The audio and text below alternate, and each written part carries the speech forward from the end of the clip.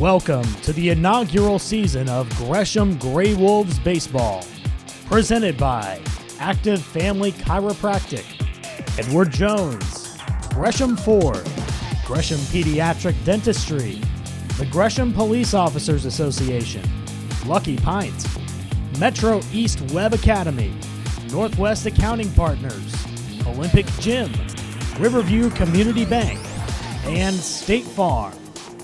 And now it's time for your Gresham Grey Wolves pregame show.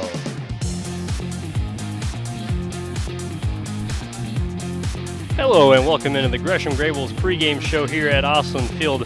I'm having getting some of you live on the campus of Mount Hood Community College before the first of a three-game series between the Kitsap Blue Jackets and your Gresham Grey Wolves. Now the Grey Wolves are coming off their first series loss since the 4th of July weekend. And as they return to their home field here at Osland on the campus of Mount Hood Community College, they'll take 3 games against the Kitsap Blue Jackets. Now Gresham currently sits a half game out of first place in the West Coast League Southern second half standings. They'll look to reclaim its lead in the division with a series against the struggling Blue Jackets, currently coming in a total overall record, of 13-32. Now currently the Gresham Grey Wolves at 10-4 in the second half trailed the Yakima Valley Pippins by a half game, although the Pippins have played a few more contests so far in the second half. They're 12-6, and in fact, the majority of their schedule is going to be a little bit tougher there down the stretch, considering they take on Cowlitz, Kelowna, as well as the Victoria Harbor Cats for their last 3 series of the season. The Grey Wolves themselves, they've got some work to do, and hopefully can get right back on track here against Kitsap over these next couple of days. Tuesday, Wednesday, and Thursday night, they'll be here at Osland Field against the Blue Jackets, all at 7:05 start times. And looking forward, they'll be taking on the Bend Elks along with the Corvallis Knights, the next 2 road series, along with the Bend Elks to finish off the season. So 3 more series after this one, just 3 more for the Yakima Valley Pippins. We'll see if they can make up some ground there. However, the last time out, Grey Wolves went up north with the momentum on their side as they had taken 2 out of 3 from the first half champs here in the South Division, the Corvallis Knights. That was here at Osland Field last week. However, unfortunately, against the Walla Walla Sweets, none too kind there to Gresham as they dropped 2 out of 3 there in that series. Now, Walla Walla themselves, they're in a heated division race of their own in the north with Victoria as well as Kelowna. I believe all 3 of those teams tied at an identical 8-7 record. So Walla Walla coming in with something to prove. They claim the series opener as well as the finale, the rubber match, to send Gresham home with its first series loss in the last 5 tries. Now, in the first game of the series, it was a pitcher's duel between Gresham's Brett Ganaway and Walla Walla's Chris Murphy. That was ended in the 7th inning of the Saturday opener. The Sweets plated 3 runs in the decisive 7th inning to claim the victory. So essentially, after the 7th inning, the game was over. They ended up dropping that contest. However, the series was flipped Sunday evening, this time with the Grey Wolves using a big 7th inning themselves to secure a victory. They plated 5 runs, highlighted by run-scoring hits off the bats of Mark Cardinale, Jeffrey Mitchell Jr., and Drew Curtis. However, in Monday's rubber match, a 4-run first inning by the Sweets was simply too much as Gresham fell behind, dug themselves too deep of a hole, and unfortunately were unable to climb out of it, falling in that contest. However, despite pulling within on a run on 2 occasions, 6 hits in the game was not enough to get the Grey Wolves out of that proverbial hole. Now tonight, trying to get the Grey Wolves back in the win column, it'll be right-hander Donovan Ramirez from Cal State East Bay. He'll get the nod in Game 1 as Ramirez will be making his 9th appearance on the season, but just his 4th start. He features nearly twice as many innings pitched as hits allowed. So the righty will look to fine-tune his control as he's walked 20 batters so far this season. We've seen Donovan Ramirez in a couple of starts here at Osland Field, and they've been a bit inconsistent. His last time out against the Knights struggled a bit. In fact, that was the only game in the series, Game 2, where the Gresham Grey Wolves fell to the Knights. And Ramirez was pretty good throughout that one. Had a bit of trouble with walks as he surrendered, I believe, 3 or 4 free bases, 2 of which coming in hit-by-pitch fashion. So he'll have to be in and around the strike zone and be a little more consistent here tonight if the Grey Wolves are going to hope to come out with a victory, even against a struggling Kitsap Blue Jackets team. Now, the last time they met, the Grey Wolves clashed in July as Gresham took the series victory 2-1, and it was a series largely dominated by the Grey Wolves, who outscored Kitsap 11-2 over the course of the series. However, the only game they ended up losing was a 1-0 shutout.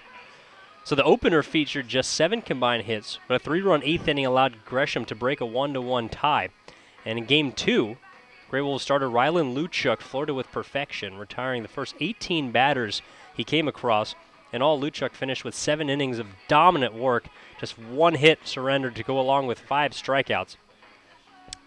And the aforementioned 1-0 loss that the Grey Wolves suffered, David Wallum, the 6'7" right-hander from Lynn Benton Community College, who has since been shut down along with Luchuk, he did his best to mimic Ryland's effort in the previous day. He retired the first 9 batters he faced and went 8 innings of 1-hit shutout ball. However, the Blue Jackets managed to salvage that game in the series as a leadoff hit by pitch came around to score on Kitsap's second hit of the night, coming in the bottom of the 10th inning. So an extra innings victory for Kitsap in that game. Unfortunately, the Grey Wolves, who themselves held the Blue Jackets to just 2 hits, could not come out with the victory. Now, coming into this game, we got a couple of storylines that we'll have to pay attention to, but the focal point will be on Dylan Doherty, the shortstop for the Grey Wolves, who has played spectacularly up the middle along with Curtis Perrin, but has been doing a much better job at the plate as of late. Has a hitting streak dating back to July 6th, and Doherty is tied for the longest hit streak in the West Coast League this season, currently at 13 games, and does currently own the longest active hit streak.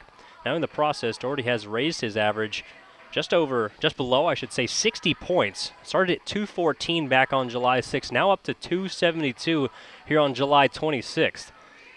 Now, he tied Brad Plushkel of the Victoria Harbor Cats, who also had an early season 13-game hitting streak. Came to an end, in fact, on the same day that Doherty's began on July 6th. And Plushkel, of course, the majority of those hits coming through that 19-game winning streak that Victoria had in the first half of the season. Now, Doherty, in addition to his 13-game hitting streak, also owns a 22-game on-base streak, has reached safely in 22 straight games, and is currently 2 games shy of the longest this league has seen this summer. So hopefully Doherty can help the Grey Wolves in these next couple of games this series not only get back in the win column, but allow him to have a chance at making history so far in 2016 in the West Coast League. Now coming in, the Grey Wolves are 21-21 overall, so at just 500, however, have been quite stellar here in the second half. 10-4, are 11-10 on the at home, 10-11 on the road. Of course, currently on a 1-game losing streak as they fell to Walla Walla last night. And a 1-run ball game, 6-5. They'll be facing a right-hander tonight, and currently are 9-10 against righties. And the first game of the series are 8-6. Now that is actually key coming into play, because in the first game of the series that the Kitsap Blue Jackets have played in, they are currently 2-13. So the Grey Wolves will have to take advantage of the first game here tonight, set the tone here at Osland Field. And now a little bit about the opponent. Now, the Kitsap Blue Jackets enter the series currently at the bottom of the South Division in the WCL, as this is a Southern Division matchup. Could play huge for the Grey Wolves coming down the stretch. They'll need at least 2 wins to not only keep pace with the Yakima Valley Pippins, but have a chance to get back in the lead in first place. Essentially, at this point, it's going to be a race between the Pippins along with the Gresham Grey Wolves for that elusive playoff spot here in the second half. Now, like I mentioned, the Blue Jackets are 5-13 in the second half, currently at 13-32 overall. And again, in the first meeting up in Kitsap, Washington, as I alluded to, the Grey Wolves took 2 out of 3. And there were plenty of highlights throughout those matchups. Talked about Luchuk's amazing start along with Wallum.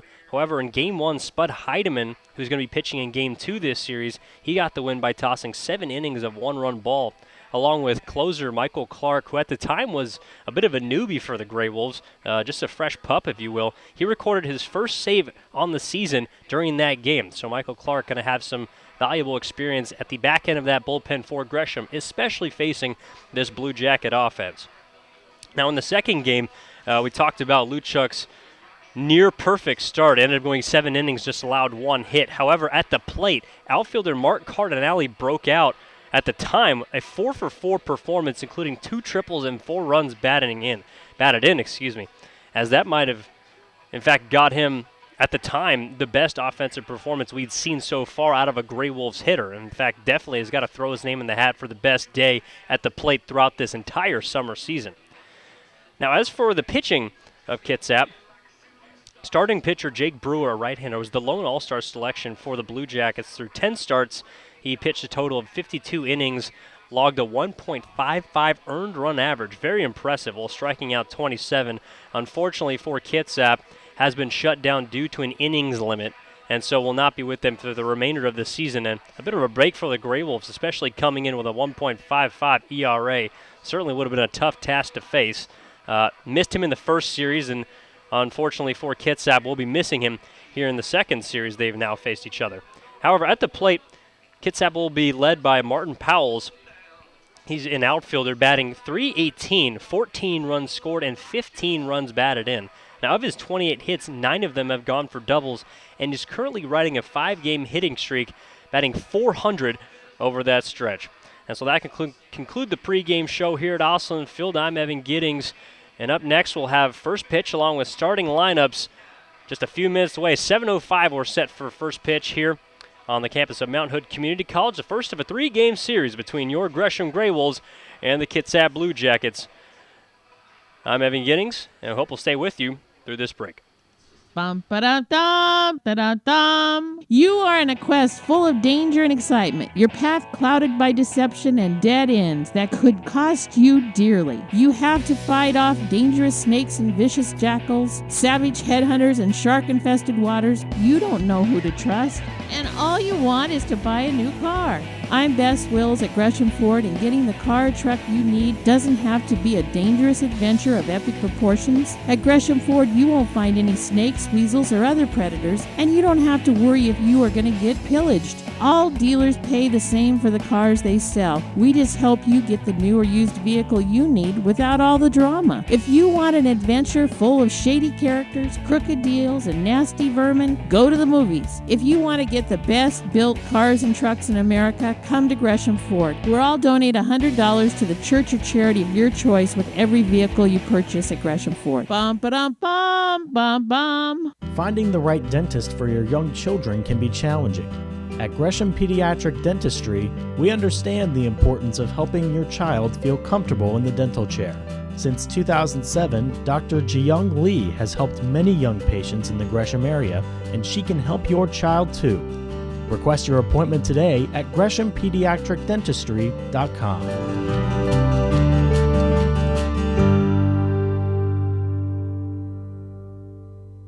It's a howlin' good time down at the Lucky Pint, where we have 30 rotating taps, happy hour all day on Sundays, fishbowl Fridays, or just come down and fill up a growler. The Lucky Pint is the home of Gresham Grey Wolves, where we honor service members with a 20% discount every Monday. Check us out on Facebook to see our latest cocktails and craft beer list, and then come in and see for yourself what all the excitement is all about. Located at 1888 Northwest Fairview Parkway in Gresham, your locally owned place for craft beer and cocktails in Gresham. If you are looking for an award-winning institution of higher education that is touching lives in many ways, look no further than Mount Hood Community College. For 50 years, MHCC has been an economic engine that brings hundreds of millions of dollars into our community, while also providing great educational services to area residents. No matter what you're interested in, MHCC has a place for you. To learn more, visit our website at mhcc.edu. Mount Hood Community College, transforming lives, building communities. It's time to gear up. Visit the Grey Wolves team store during your next visit to Osland Field. Hats, hoodies, and shirts in different styles, colors, and logos to show your support of Gresham's team. We have a huge selection of Grey Wolves gear available online as well. Just visit GreshamGreyWolves.com to pick up your favorite gear and wear it to the next Grey Wolves game at Osland Field. That's the team store at GreshamGreyWolves.com. Gear up!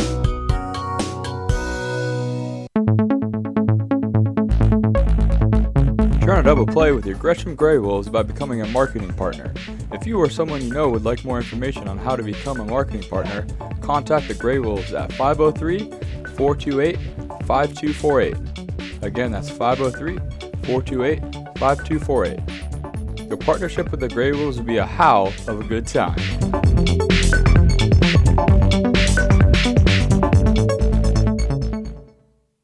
Pack the park at Osland Field. The Grey Wolves are hosting the Bend Elks from Friday, August 5th through Sunday, August 7th. Fans can get $5 general admission tickets or $7 reserved seats all series long for the last West Coast League regular season series of the year. Just send an email to jerry@greshamgraywolves.com to receive your Pack the Park voucher to bring to the Osland Field gate. For more details, visit greshamgraywolves.com. Live from Osland Field at Mount Hood Community College, this is Gresham Gray Wolves Baseball, presented by Active Family Chiropractic, Edward Jones, Gresham Ford, Gresham Pediatric Dentistry, the Gresham Police Officers Association, Lucky Pint, Metro East Web Academy, Northwest Accounting Partners, Olympic Gym, Riverview Community Bank, and State Farm. Gresham Gray Wolves Baseball starts now. Hello and welcome to another edition of Gresham Gray Wolves Baseball. I'm Evan Giddings, coming to you here in Gresham, Oregon, on the campus of Mount Hood Community College at the always beautiful Osland Field. The Gray Wolves will be taking on the Kitsap Blue Jackets in the first game of a three-game series here on the campus of Mount Hood Community College. Currently, the Blue Jackets are coming into the game 5-13 in the second half of West Coast League play here in the South Division, currently 13-32 overall on the season. And your Gresham Gray Wolves are at 10-4 here in the second half. Currently at 500 overall in the season, 21-21, and also are in second place here in the South Division within half a game of the Yakima Valley Pippins in the second half of this West Coast League. The Pippins currently are 12-6, so the Gray Wolves will try and keep pace with them, along with possibly having a chance to take a lead, as Donovan Ramirez, the right-hander, will be the one tasked with trying to get the Gray Wolves back in the win column here tonight. The right-hander on the mound so far this season has pitched very well, making his 9th appearance, going to make his 4th start as he came out of the bullpen in his first couple of appearances, has since moved into the starting rotation. However, has pitched very well, in fact has had 2 quality starts out of the 3, however has not even gotten a win. In fact, has been tagged with losses in all 3 of his outings so far, stemming from July 5th to the 11th to the 21st. So he'll try and reverse his fortunes here, as we'll get you the starting lineups for the Kitsap Blue Jackets as we're just about set for first pitch. Leading off and playing third base, it'll be Jack Stronach. Batting second and playing second base, number 7, Daniel Lopez. Batting third and playing shortstop, number 17, Luke Stamfel. Batting cleanup and doing the DHing this evening will be number 34, Joey Galeno. Batting fifth and playing first base will be number 28, Martin Powles. Batting sixth, playing right field, number 35, Justin Bundy. Number 7 will be Elijah Collins, also playing left field, as the first pitch on the way here is a ball all outside to Stronach, as the first pitch comes at 7:08 p.m. So along with Collins playing left, batting eighth will be Benny Kalevahea, as the second pitch misses too far outside again. Now 2 balls and no strikes. Kalevahea will be doing the catching. And rounding it out, batting ninth will be the center fielder, Jordan Ackerman. As now the first strike of the ball game is delivered here right through the heart of the plate, a fastball from the hand of Ramirez. Another bump for the Kitsap Blue Jackets. It'll be number 10, Nick Cadillo.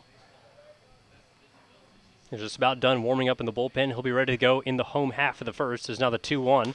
Slap through the left side, going to get in for a base hit. So Jake Stronach starts this game off with a single. A leadoff base knock here for the Kitsap Blue Jackets, and that will bring Daniel Lopez to the plate. And so actually now getting word that Daniel Lopez is tonight's beer batter.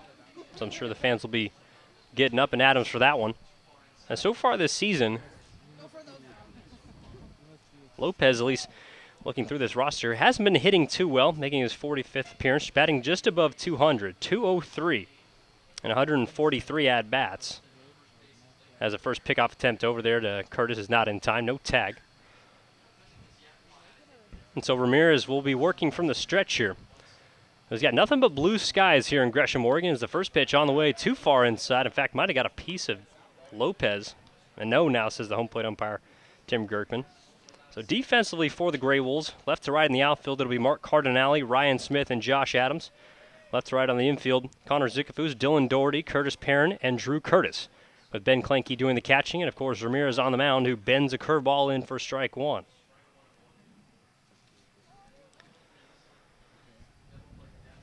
So apart from Curtis over there at first base, since the departure of Ryan Rodriguez, we've seen a couple of guys being thrown in the mix over there at first base along with Curtis, including, as this one is in for a strike, another curveball there from Ramirez. Back-to-back benders, and it's a ball and 2 strikes. So in addition to Curtis, it's been Will Matheson, along with Nick Snyder, has gotten a couple of starts over there at first base, although it appears that Curtis has been the one that has earned the playing time as another pickoff attempt over there, no tag.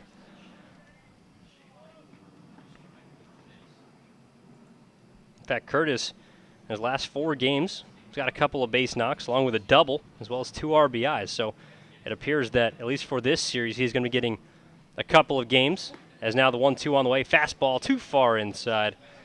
Just missed off the inside edge, and Lopez is even up the count at 2-2.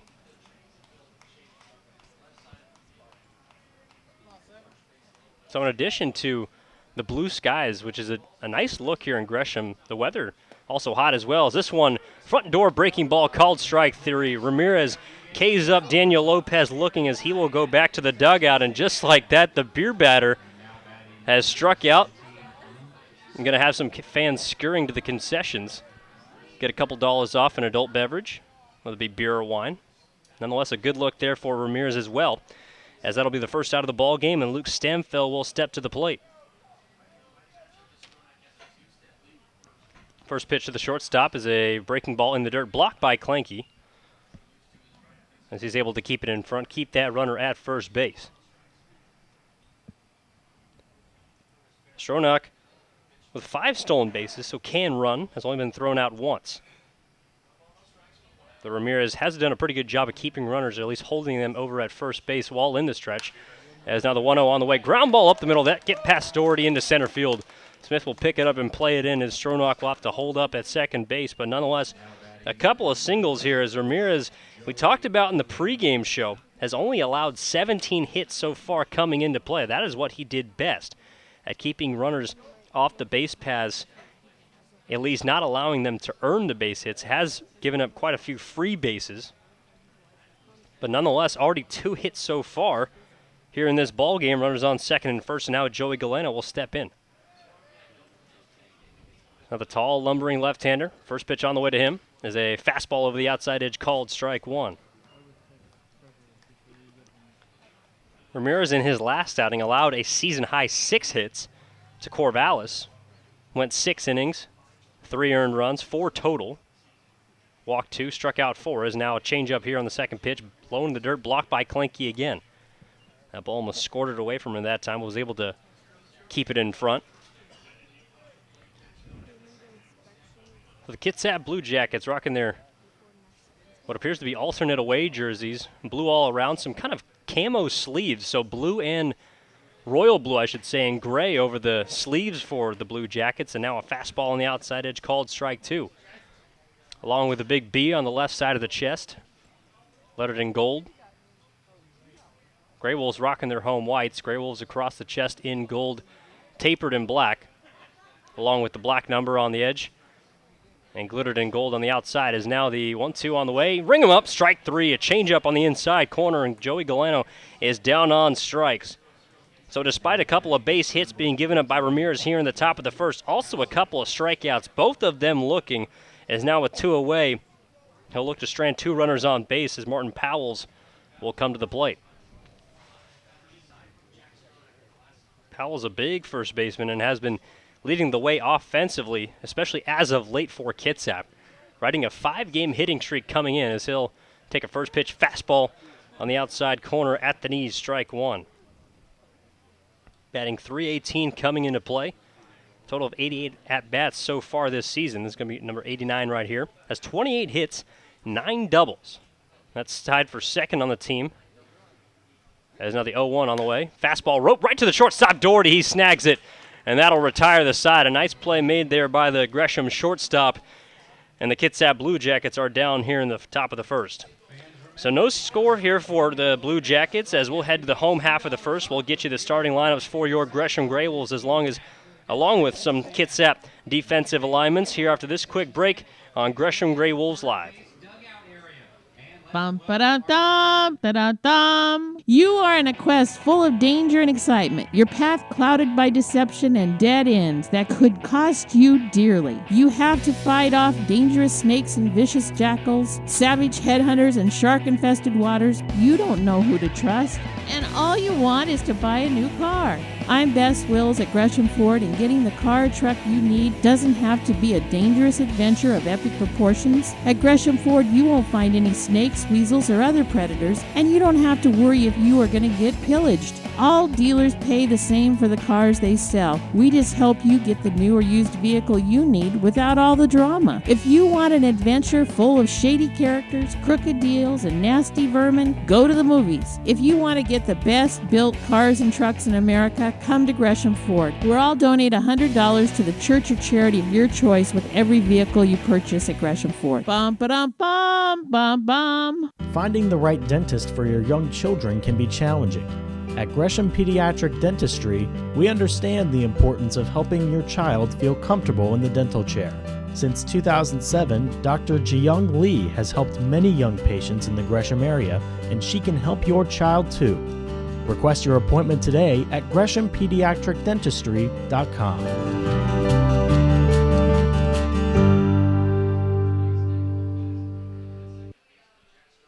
And so now we come to here in the bottom half of the first inning for the Gresham Gray Wolves, as we will get you their lineups right here. Dylan Doherty, the shortstop, will be leading off. Batting second and playing third base will be Connor Zickafoose. Batting third and playing left field, number 25, Mark Cardinale. Doing the cleanup and playing right field this evening for Gresham, it'll be Josh Adams with Ryan Smith in the 5-hole. He'll be playing center field, followed in the 6th spot by Jeff Mitchell Jr. He'll be the DH also for the Gresham Gray Wolves. Ben Klenke batting 7th and doing the catching this evening. Batting 8th and playing first base will be Drew Curtis, and rounding it out, playing second base, number 9, Curtis Parent. So we alluded to a bit in the pregame show about the ridiculous streak that Dylan Doherty is currently on at this point. I mean, the ball just looking like a beach ball at this point, as he'll have to face the right-hander Nick Caudillo, who fires into first pitch strike over the outside edge, 0-1. So Doherty riding a 13-game hitting streak, stepping back to July 6th. As now the second pitch on the way from Caudillo is a fastball roped to the first base side. Scooped up over there by the first baseman. First baseman Martin Powles. Sorry, almost got that confused over there along with Lopez over on the right side. Nonetheless, he'll grab it and step on first base for the first out of the bottom of the first inning. So Doherty is retired. Has been a spark plug offensively for Gresham, but he'll have to wait another couple innings before getting another crack at it.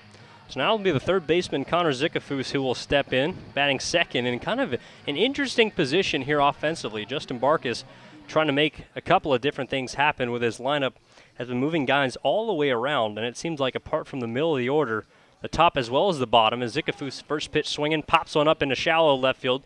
Incoming the left fielder Collins, calls off the center field Ackerman, and is able to make the catch for the second out. So quickly 2 away here for the Gray Wolves. But like I was saying, head coach Justin Barkas has kind of been moving guys up and in and around this lineup. We've seen Curtis Parent hitting in the 2-hole. Now Zickafoose there tonight, who we've typically seen hitting 5th or 6th in those positions, filled by Ryan Smith and Jeff Mitchell Jr., the 2 All-Stars for the Gresham Gray Wolves, as now Mark Cardinale will step in. First pitch on the way from Caudillo. A big breaking ball, too far in the dirt, though. Called ball 1. And along with Curtis, who's in the 8-hole, that's generally where he's been around the lineup. So Zickafoose getting a rare start in the 2-hole. Maybe looking to jump start that top of the offense, maybe get a little more power at the top. There's now the 1-0 on the way. A fastball taken low here. Too far below the knees. It's 2 balls and no strikes. So Nick Caudillo, a right-hander, strictly from the stretch, although has a very high leg kick upwards of around the chest, as he now fires an off-speed pitch in over the inside half of the plate, called strike 1. Caudillo from Eastern Arizona Junior College, making his 12th appearance, his 6th start, as he now kicks and fires in the 2-1. Fastball over the outside edge, strike 2. His last 2 starts have been his best, as he's only allowed 1 earned run over his previous 12 innings pitched. Got his first W this season, just a couple of days ago, as now Cardinelli sends a deep fly ball out to deep center field, giving chase as Ackerman will finally flag this one down out near the warning track in left center to retire the side. So the Gray Wolves go 1-2-3 here in the home half of the first, as we'll turn it over to the second inning. Coming up will be Justin Bundy along with Elijah Collins and Benny Calavia, the catcher for Kitsap, when we return here on Gresham Gray Wolves Live. No score after one. It's a howlin' good time down at the Lucky Pint, where we have 30 rotating taps, happy hour all day on Sundays, fishbowl Fridays, or just come down and fill up a growler. The Lucky Pint is the home of Gresham Gray Wolves, where we honor service members with a 20% discount every Monday. Check us out on Facebook to see our latest cocktails and craft beer list, and then come in and see for yourself what all the excitement is all about. Located at 1888 Northwest Fairview Parkway in Gresham, your locally owned place for craft beer and cocktails in Gresham. If you are looking for an award-winning institution of higher education that is touching lives in many ways, look no further than Mount Hood Community College. For 50 years, MHCC has been an economic engine that brings hundreds of millions of dollars into our community, while also providing great educational services to area residents. No matter what you're interested in, MHCC has a place for you. To learn more, visit our website at mhcc.edu. Mount Hood Community College, transforming lives, building communities. It's time to gear up. Visit the Gray Wolves team store during your next visit to Osland Field. Hats, hoodies, and shirts in different styles, colors, and logos to show your support of Gresham's team. We have a huge selection of Gray Wolves gear available online as well. Just visit GreshamGrayWolves.com to pick up your favorite gear and wear it to the next Gray Wolves game at Osland Field. That's the team store at GreshamGrayWolves.com. Gear up!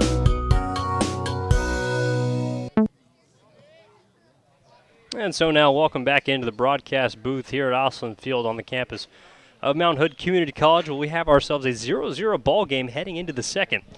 Donovan Ramirez back out on the bump as the right-hander from the windup now kicks and fires. A fastball slapped off the screen off the bat of the right fielder Justin Bundy here for the Kitsap Blue Jackets, and the count is 0-1.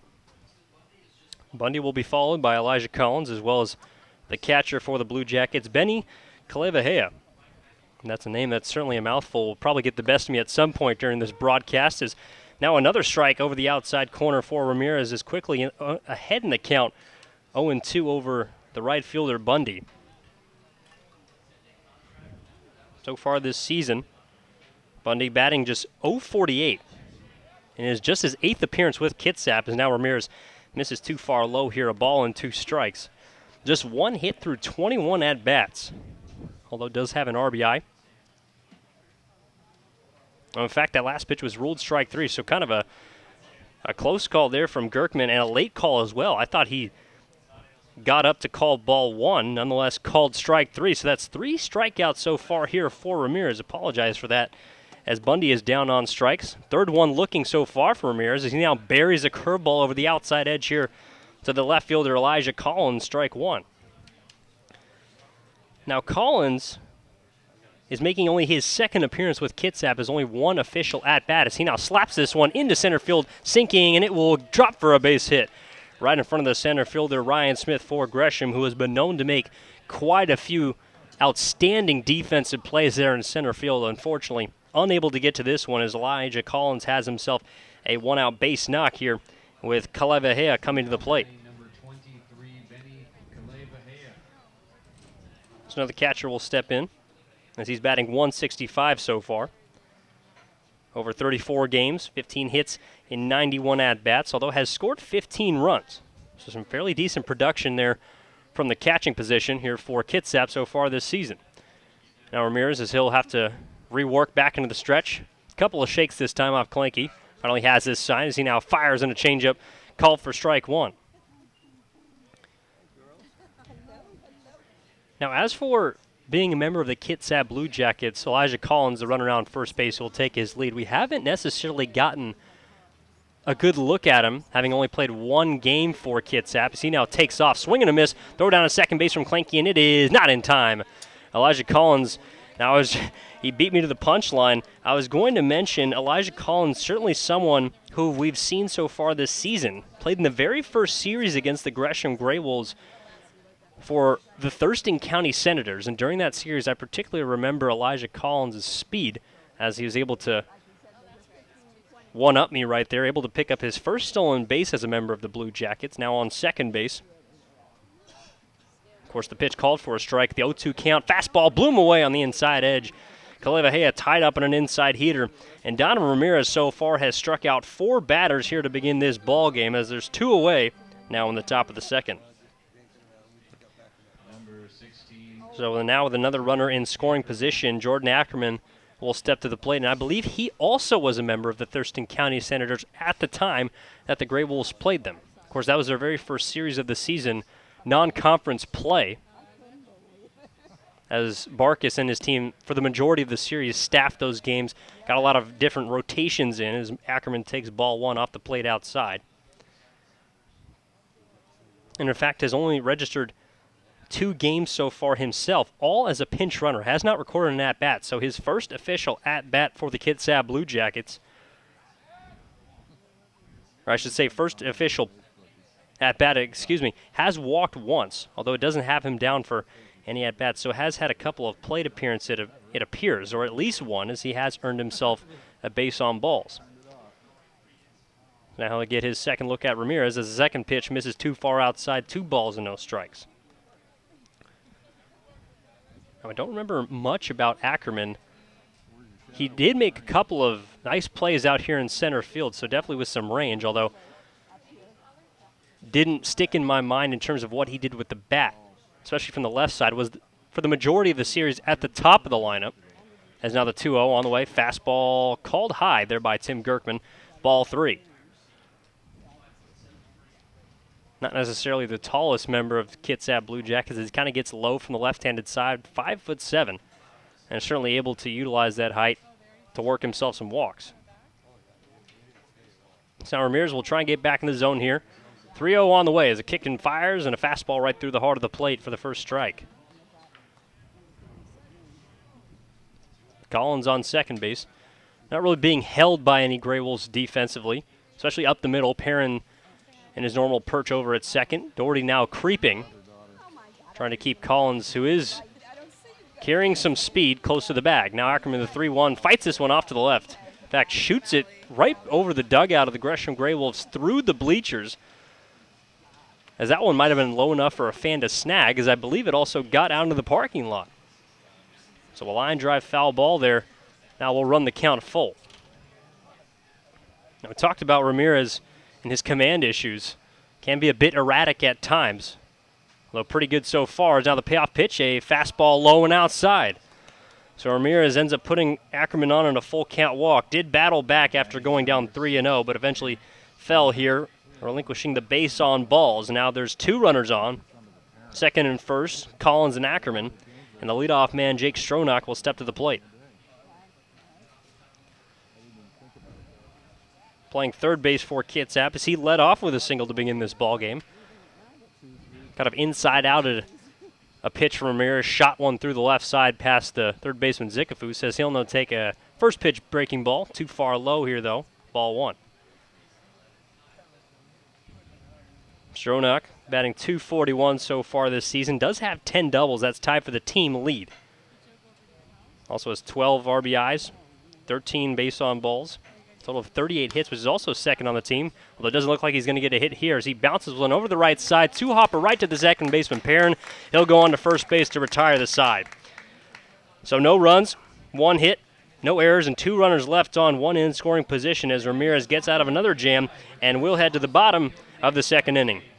Coming up to the plate for Gresham when we return, it'll be Josh Adams, Ryan Smith, and Jeff Mitchell Jr., the heart of the Grey Wolves order, when we return here on Gresham Grey Wolves Baseball Live. Pack the park at Osland Field.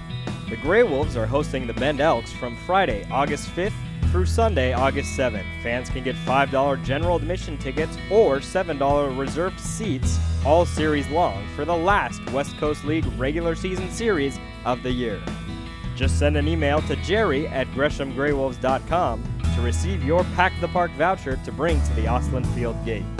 For more details, visit greshamgraywolves.com.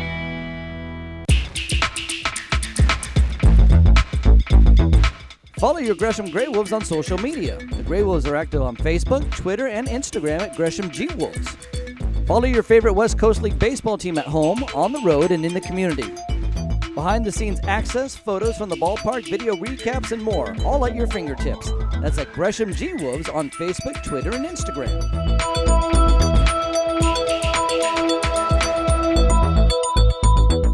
Finding the right dentist for your young children can be challenging. At Gresham Pediatric Dentistry, we understand the importance of helping your child feel comfortable in the dental chair. Since 2007, Dr. Jiyoung Lee has helped many young patients in the Gresham area, and she can help your child too. Request your appointment today at GreshamPediatricDentistry.com.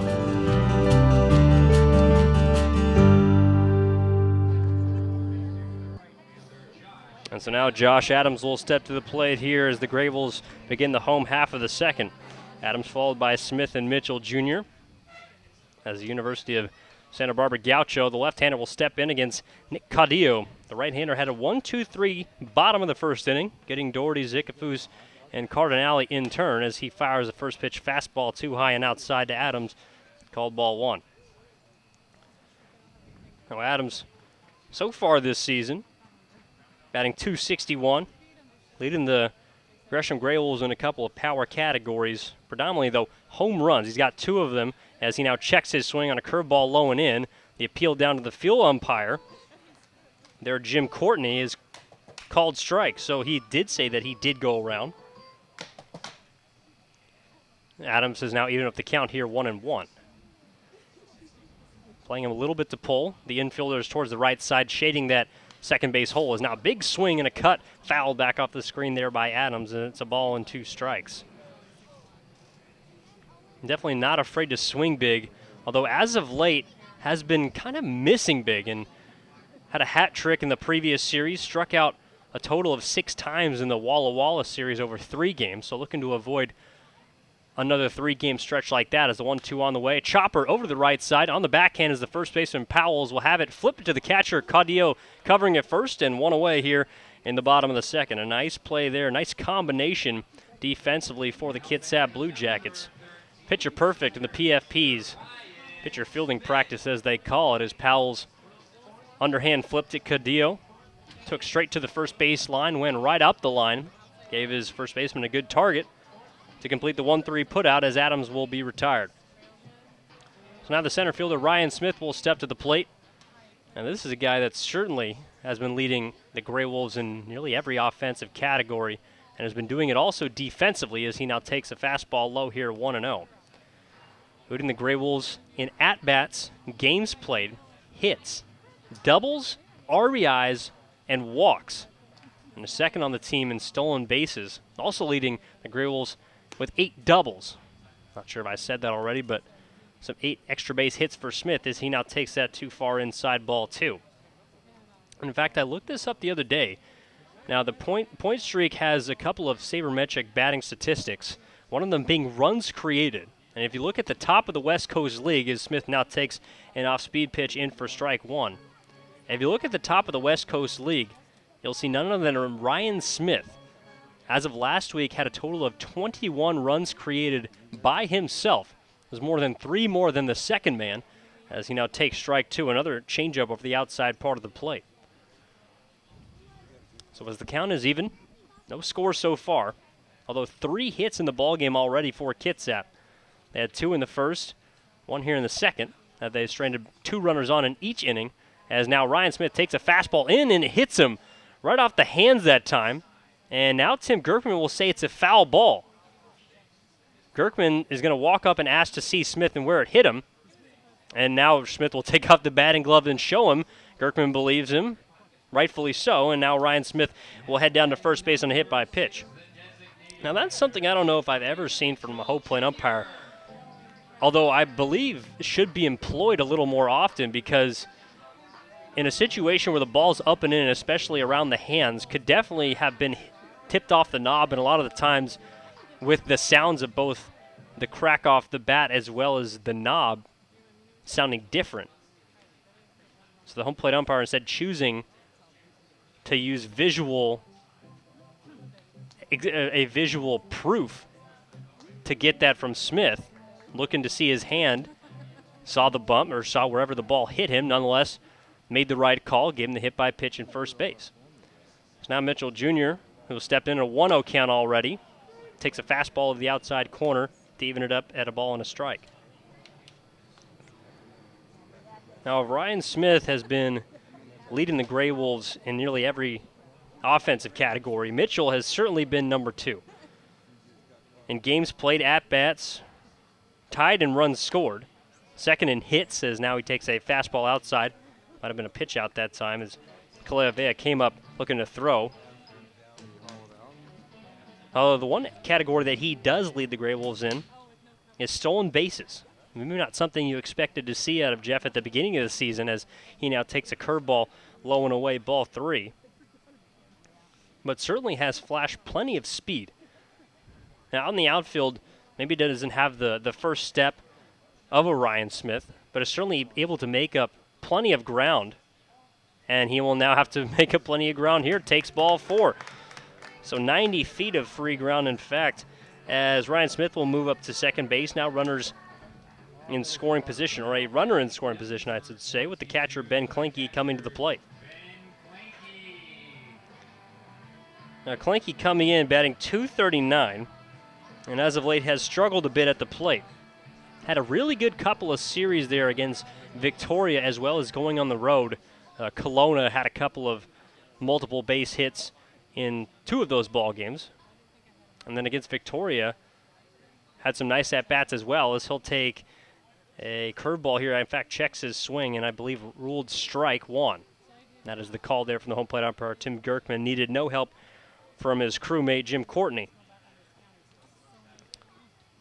However, over his last 4 games, Klinke just batting .143. 2 for 12, although has scored a couple of runs and knocked in 1. But looking to get back on pace right here. Swings and misses. Another breaking ball low and inside. Kind of tied him up that time, and quickly 0-2 here to Klinke. So Caudillo, so far this season, has struck out 19 batters in 35 1/3, so not going to be able to blow it by you and overpower you. Kind of relying on contact, and has only given up 13 walks. So he's going to be looking for contact here, although buries a curveball. Kind of a chase pitch that time, and Klinke didn't bite, 1-2. Caudillo holds a 2.80 earned run average through his 11 appearances and 5 starts. Like I mentioned, 35 1/3 innings pitched. He's also surrendered 26 hits. Although the majority of those came in his first 3 outings, 2 of those coming in starts that did not go so well. As now the 1-2 on the way, roped down the first base line, but foul just over the head of the first base coach there, Michael Pena. Count stays 1-2.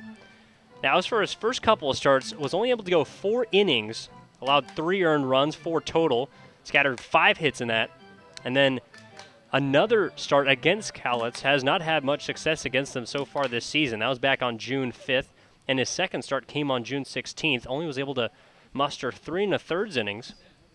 As he now comes set, and the 1-2 on the way. Change up, grounded over the right side, backhanded by Powell's, and a somersault, gets up, throws to first base, but not in time as Klinke is there.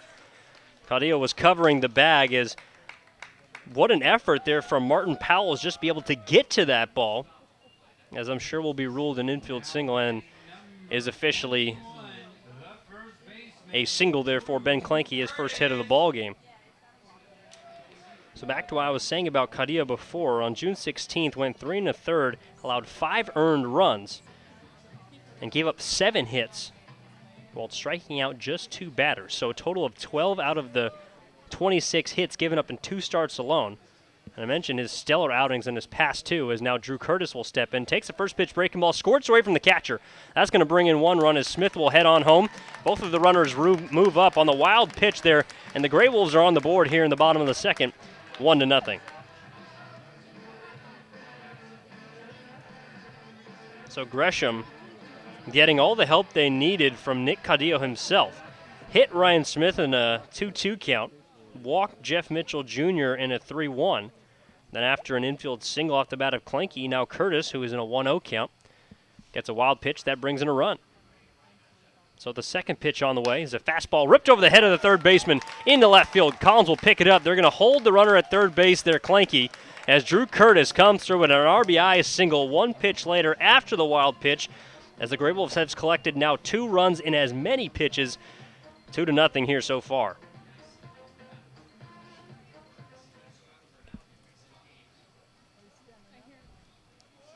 And so Clanky up to third base. Curtis now on first as there's runners on the corner, still 1 out. Josh Adams was the first out of this ball game, or rather of this inning, I should say, as he grounded over to the right side. A 3-1 put it as now there'll be a mound visit here by the Kitsap Blue Jackets, just trying to figure out what's going on here. Maybe Cadillo needing a breather at this point as the entire infield is gathered in. So some sort of communication being funneled from the dugout to the infield just in case of a squeeze play. Maybe a safety or suicide situation here for the Grey Wolves, who offensively haven't needed to employ many tactics of that nature.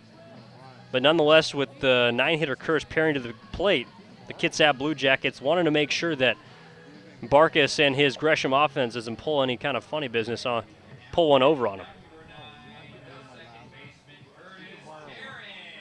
And so now back in the dugout is the Blue Jackets pitching coach. Curtis Perrin will step to the plate. Cadillo back on the bump. We're ready to resume play. Now Perrin, so far this season, batting .208, although has worked the second most walks on the team, 23 base on balls, as he now takes the first pitch, fastball high and outside, ball 1. 15 hits so far through 72 at-bats, 12 runs scored. Leads the team with 3 triples, 2 of them coming here at Osland Field. As now Cadillo, a long pause in the stretch, now fires, fastball over the outside corner, 1-1. So Clinky on third, Drew Curtis on first. The shadows coming out beyond Osland Field, creeping into right field. Going to make it difficult now for the second baseman as well as the right fielder, as the curveball here in from Cadillo called too far inside, 2 balls and 1 strike. The shadows tend to vary a bit, although have been a little less kind to the first baseman, generally defensively, although peering out and kind of slicing across the middle of the field. As now Cadillo in the 2-1, fastball high up around the letters, called ball 3. So 3-1 here to Perrin with 1 out. Kitsap bringing the outfield a bit shallow. Ackerman out in center field. Familiar with this ballpark as he played here with Thurston County. So creeping in a little more is now the 3-1, a fastball in the inside corner. Perrin didn't necessarily agree with it, but he'll have to shorten up right here as the full count will be on the way. We'll see if Barkas sends Curtis in this situation, especially with the runner on third, may try and get something going. As the payoff pitch on the way, no runners move, and the ball is inside. Curtis Perrin draws a full count walk here, and the bases are now loaded with the top of the order and the hot-hitting Doherty stepping to the plate. So Zikafus will head up to second, or rather, Drew Curtis will head up to second. Curtis Perrin now at first base, and now Doherty will step in, as he's 0 for 1.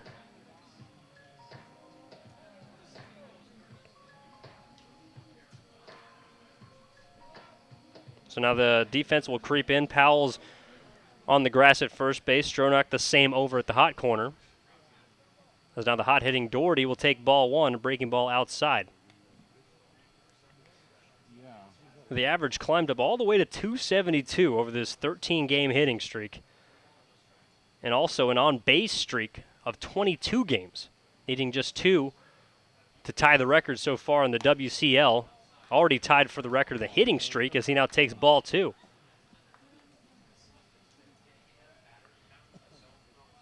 So Cadillo struggling a bit here with the command.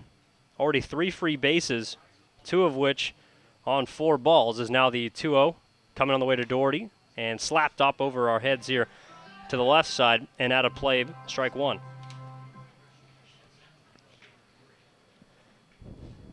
Now Doherty in an RBI situation here so far has 6 runs batted in, although at the top of the order hasn't been provided too many opportunities. Has been essentially the table setter and has done a very good job at that, working 16 walks so far, also 13 runs scored. Now the 2-1, a high fly ball deep down the right field line. Giving chase is Bunny. It looks like it's going to stay in the ballpark, and he'll make the catch in foul territory. Throw will come into second base as the runner on third, Klinken, will easily come in to score. Perrin draws the throw to second base as he'll head back to first as the sacrifice fly from Dylan Doherty brings in another run for the Gresham Gray Wolves. 3 have scored so far this inning, and it's 3-0 over the Kitsap Blue Jackets.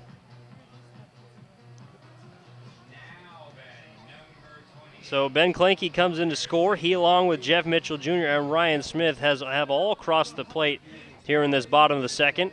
Curtis moves up from second base to third, so just 90 feet away from possibly being the 4th run for Gresham. And now with Connor Zickafoos preparing to step in, he'll be the 8th batter so far here in this inning. Perrin's also on first, so runners on the corners with 2 outs.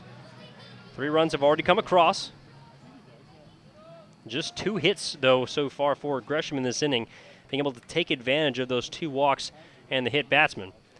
So now Zickafoos, the tall left-hander in an open stance, takes the first pitch curveball right through the heart of the plate, 0-1. Zickafoos' average just above 300 at 301. The 3rd best hitter in this Gresham offense, batting just 245 as a team. And now pickoff attempt over to first. No tag there by Powell as Perrin is in without even a slide. But in fact, Zickafoos was a guy that, at least early in the season, wasn't seeing much playing time.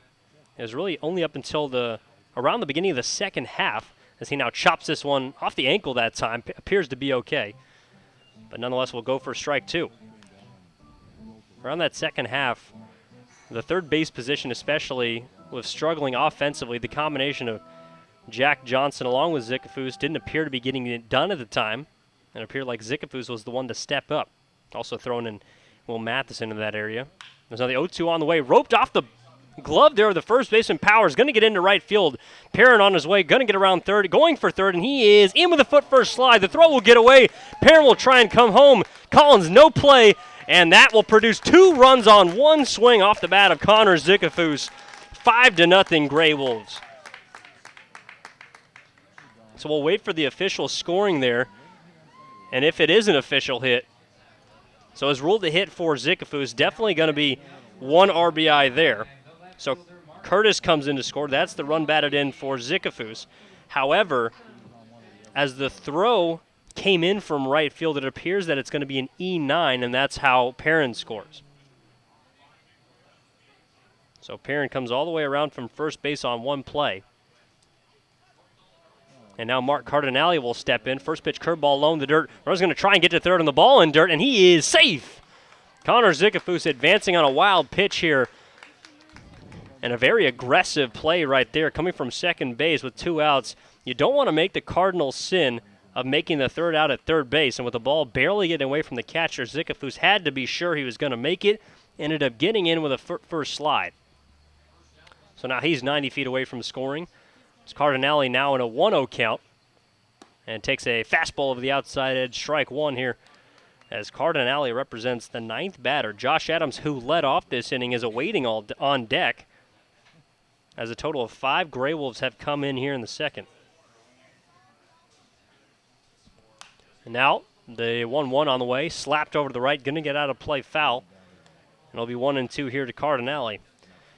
So far 0 for 1 as he flew out into deep left center field back in the first inning. Was a nice play there made by the Kitsap Range Rover Ackerman as he now slaps a curveball deep down the left field line. Giving chase is Elijah Collins, and that ball is one hop in the ivy. Gets into the ivy, and now the ball comes out. Cardinale rounding second, but going to hold up there as Elijah Collins tried to employ the tactic of letting the ball get into the ivy, throw his hands up for the ground roll double. But as it popped out, Cardinale attempted to try and round second, but Collins able to get that ball in quick enough to hold him at just 2 bases. However, nonetheless, Zickafoos comes in to score off the RBI double, and 6 runs here across in the second inning. The Gray Wolves have absolutely exploded Only 1 run coming with 2 outs. However, after Adams, who will now step in, after he was out to begin that inning, or I should say the bottom of this frame, Smith reached, so did Mitchell, and then a single from Klenke and Curtis, along with a walk. Now a single from Zickafoos and a double from Cardinale has produced 6 runs for the Gresham Grey Wolves as Adams takes ball 1.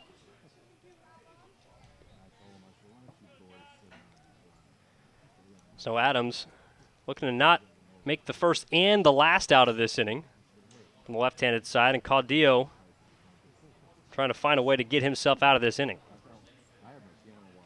Comes set at the belt. The right-hander looks back, now kicks and fires. Fastball too far low and in. Ball 2.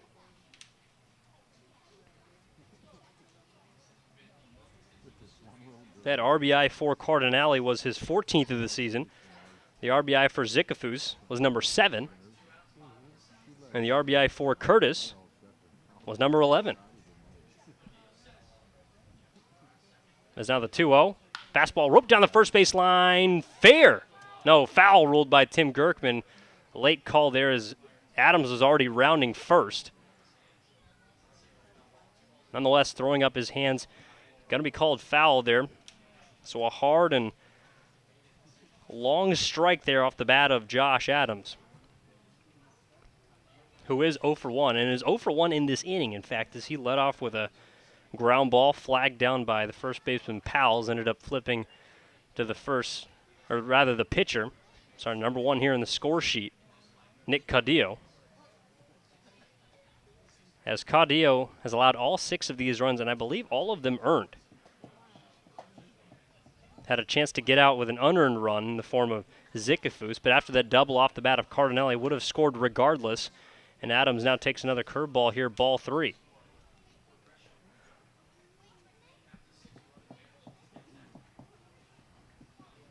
So Adams now taking a long time out of the box. Will finally step back in. It's Cardinale's got a big lead over there at second. The shortstop, Slampful, trying to hold him on. As now the 3-1 will come in. Fastball taken low, ball 4. So a total of 4 walks, or rather 4 free bases handed out in this inning. 3 of them walks to Mitchell Jr., Curtis Perrin, and now Josh Adams, as this will bring the 11th batter to the plate this inning. And it looks like we're going to have a pitching change. There's already been 1 coach coming out this inning. We apologize. We'll try and get the names of those coaches. We're not given them before the ball game. Nonetheless, we're going to have a pitching change here at Osland Field after the Grey Wolves have plated 6 so far and are looking for more. With a runner on first and second base, we'll take a break here on Gresham Grey Wolves Live. I'm Evan Giddings. Don't go anywhere. It's a howlin' good time down at the Lucky Pint, where we have 30 rotating taps, happy hour all day on Sundays, fishbowl Fridays, or just come down and fill up a growler. The Lucky Pint is at home of Gresham Grey Wolves, where we honor service members with a 20% discount every Monday. Check us out on Facebook to see our latest cocktails and craft beer list, and then come in and see for yourself what all the excitement is all about. Located at 1888 Northwest Fairview Parkway in Gresham, your locally owned place for craft beer and cocktails in Gresham. If you are looking for an award-winning institution of higher education that is touching lives in many ways, look no further than Mount Hood Community College. For 50 years, MHCC has been an economic engine that brings hundreds of millions of dollars into our community, while also providing great educational services to area residents. No matter what you're interested in, MHCC has a place for you. To learn more, visit our website at mhcc.edu. Mount Hood Community College, transforming lives, building communities. It's time to gear up. Visit the Grey Wolves team store during your next visit to Osland Field. Hats, hoodies, and shirts in different styles, colors, and logos to show your support of Gresham's team. We have a huge selection of Grey Wolves gear available online as well. Just visit GreshamGreyWolves.com to pick up your favorite gear and wear it to the next Grey Wolves game at Osland Field. That's the team store at GreshamGreyWolves.com. Gear up! And so now it appears the right-hander Joey Angus will be on the bump for the Kitsap Blue Jackets, making his team-leading 19th appearance. And I believe amongst West Coast relievers, probably up there as well in the top 10. Nonetheless, coming in, he'll face the right-hander Ryan Smith, representing the 11th batter so far here in the bottom of the second inning for the Gresham Grey Wolves. They've plated 6 runs so far, and Ryan Smith himself has already come around once. He'll come to the plate with a runner on second and first, Mark Cardinale and Josh Adams. As the first pitch now on the way here from Angus, slung in a fastball over the outside corner, but can't quite catch the edge as it's 1-0. Has thrown in 29 1/3 innings, 14 strikeouts recorded along with 12 walks, has surrendered 32 hits, however, but has done a good job at limiting the amount of runs he's surrendered as he now loops a breaking ball in too far outside, 2-0. Just a 2.76 earned run average and a 1-2 record. Apart from 2 earned runs back on July 23rd, as this one too far inside again hit. This one an off-speed pitch, probably going to shrug that one off as Ryan Smith, but nonetheless hit by a pitch twice in this inning, once on the hand and this one up around the left shoulder. And he's going to be a good sport about it as he jogs down the first base, and Jeff Mitchell Jr. will now step in with the bases loaded. And 2 outs. Like I was mentioning, Angus, apart from the 2 earned runs he gave up in that outing against the Pippins on the 23rd, has had a total of 7 scoreless appearances. So 7 out of 8 he has not allowed a run, as he now gets a strike over the outside part of the plate here to Mitchell Jr., 0-1. And in fact, Jeff himself already has a walk in this inning, already has scored 1 run. As he now chops a big curveball up the middle. The shortstop will have it. Will go the easy way to second base. The combination of Luke Stamfel and Daniel Lopez will retire the side, but not before the Gresham Grey will strike for 6. Ryan Smith, Jeff Mitchell Jr., Ben Klenke, Drew Curtis, Curtis Perrin, Dylan Doherty, and Connor Zickafus all come in to score 6-0 as we head now to the 3rd inning here at Osland Field, and we'll take a break on Gresham Grey Wolves Baseball Live. Pack the park at Osland Field. The Grey Wolves are hosting the Bend Elks from Friday, August 5th through Sunday, August 7th. Fans can get $5 general admission tickets or $7 reserved seats all series long for the last West Coast League regular season series of the year. Just send an email to jerry@greshamgraywolves.com to receive your Pack the Park voucher to bring to the Osland Field gate. For more details, visit greshamgraywolves.com.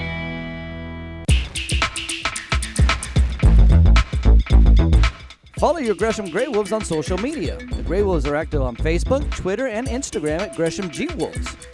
Follow your favorite West Coast League baseball team at home, on the road, and in the community. Behind-the-scenes access, photos from the ballpark, video recaps, and more, all at your fingertips. That's at Gresham G Wolves on Facebook, Twitter, and Instagram.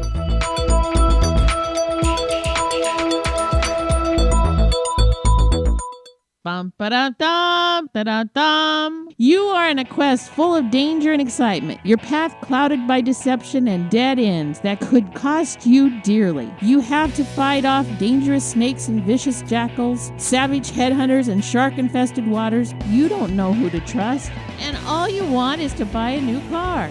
I'm Bess Wills at Gresham Ford, and getting the car or truck you need doesn't have to be a dangerous adventure of epic proportions. At Gresham Ford, you won't find any snakes, weasels, or other predators, and you don't have to worry if you are going to get... And so now it'll be Don Ramirez out on the mound for his 3rd inning of work with a bit of a cushion here to begin this 3rd inning.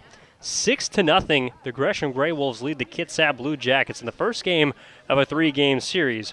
As now Daniel Lopez will step in, and he'll take a first pitch fastball over the outside corner for strike 1. Now through his first 2 innings, Ramirez has allowed a total of 3 hits, although has left all base runners on base, 4 left on, as he now fires another fastball. Identical placement of the outside corner, and it's quickly 0-2. Has also struck out 4 batters through his first 2 innings. Looking to get one more here, and now from the windup. And the 0-2 on the way. Fastball, chopper over the third baseman. Incoming Zickafus can't pick it as it gets into left field. Cardinale will play that one in, and we'll wait for the official ruling. And it's going to be an E5. And I could definitely see why. As Zickafus, kind of a do-or-die play, was going to come in. And Lopez, who does run well, was forcing Zickafus on the slow chopper to either get that ball and have a chance to throw out Lopez on the run, or not even give himself a chance at all, and surely would have at least been an infield hit. So nonetheless, the E5 allows Lopez to reach as a first pitch curveball is in for strike one here to Stamfel. The Kitsap shortstop so far is 1 for 1. A single right back up the box. There's now a pickoff attempt over to first. Hard tag by Curtis, but not in time as Lopez is in head first dive. Lampfell batting .239 so far this season. 45 games, as that is a team high, as he'll slap this one back off the screen, now 0-2. Now offensively, so far this season, Kitsap has struggled a bit with their team average at .221. However, recently raised a little bit over the last 7 days, I should say, .244 as a team. Stamfel himself batting .304 during that stretch. Now swing and a miss. Throw down to second base. The runner went. Picked up by Perrin. Applied the tag. In time. Double play. So a strike him out, throw him out here from the defense of Gresham. And a heads-up play there, not only by the catcher Klenke, but by the second baseman Curtis Perrin. It looked like it was a delayed steal by Lopez as he is gunned down 2-4. But also Stamfel made it difficult, I think, to see for the catcher Klenke as he swung through it and then kind of stood there as Klenke's momentum on the inside, it was an inside pitch, guided him towards that part of the plate. Nonetheless, was still able to make the throw here as now Galeno takes strike one and complete the strike him out, throw him out. So now the 0-1 on the way. Big curveball too far in the dirt. Kicks away there from Klenke. That'll even up the count at 1-1. And so just like that, the bases are cleared and Ramirez free to work from the stretch. Now he hasn't appeared to be more effective from either the windup or the stretch as he now lofts a changeup in there, almost like an Ephus pitch that time that misses too high, and possibly some miscommunication there from Klenke as the ball got to the backstop. Nonetheless, 2-1 here as the designated hitter for Kitsap. Now the 2-1, swung on, grounded back up the middle. That gets past Perrin into center field for a base knock. So Galeno will round first and will head back as Smith will get that ball back in. But a 2-out base knock here for the Blue Jackets in the top of the third. Now the first baseman, Martin Powells, will come to the plate. Now he stung one in his last at-bat in the top of the first. Unfortunately ended that inning as he came up with runners in second and first and stung one right at the shortstop Doherty. In fact, didn't even really have to move as he now takes a curveball, checks his swing, and ruled the ball. Did not go around. So the Grey Wolves might have escaped one there.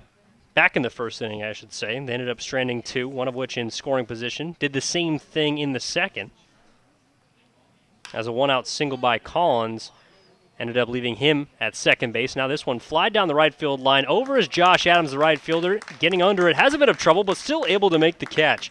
Kind of stumbled once he got settled. Also fighting the sun as well, but nonetheless a nice play down the right field line to retire the side. So no runs on 1 hit, no errors, and 1 runner left on as we'll head to the bottom of the third. And the Gresham Grey Wolves will be coming up. They played a total of 12 batters in the last inning. We'll hope to get just more than 3 this time as Ben Klenke, Drew Curtis, and Curtis Perrin will all come to the plate here when we return on Gresham Grey Wolves Live. And your Grey Wolves had the lead 6-0. At Gresham Pediatric Dentistry, we understand the importance of helping your child feel comfortable in the dental chair. Since 2007, Dr. Jiyoung Lee has helped many young patients in the Gresham area, and she can help your child too. Request your appointment today at GreshamPediatricDentistry.com.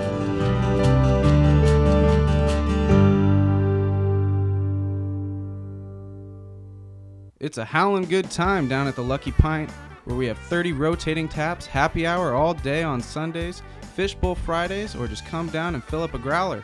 The Lucky Pint is the home of Gresham Grey Wolves, where we honor service members with a 20% discount every Monday. Check us out on Facebook to see our latest cocktails and craft beer list, and then come in and see for yourself what all the excitement is all about. Located at 1888 Northwest Fairview Parkway in Gresham, your locally owned place for craft beer and cocktails in Gresham. If you are looking for an award-winning institution of higher education that is touching lives in many ways, look no further than Mount Hood Community College. For 50 years, MHCC has been an economic engine that brings hundreds of millions of dollars into our community, while also providing great educational services to area residents. No matter what you're interested in, MHCC has a place for you.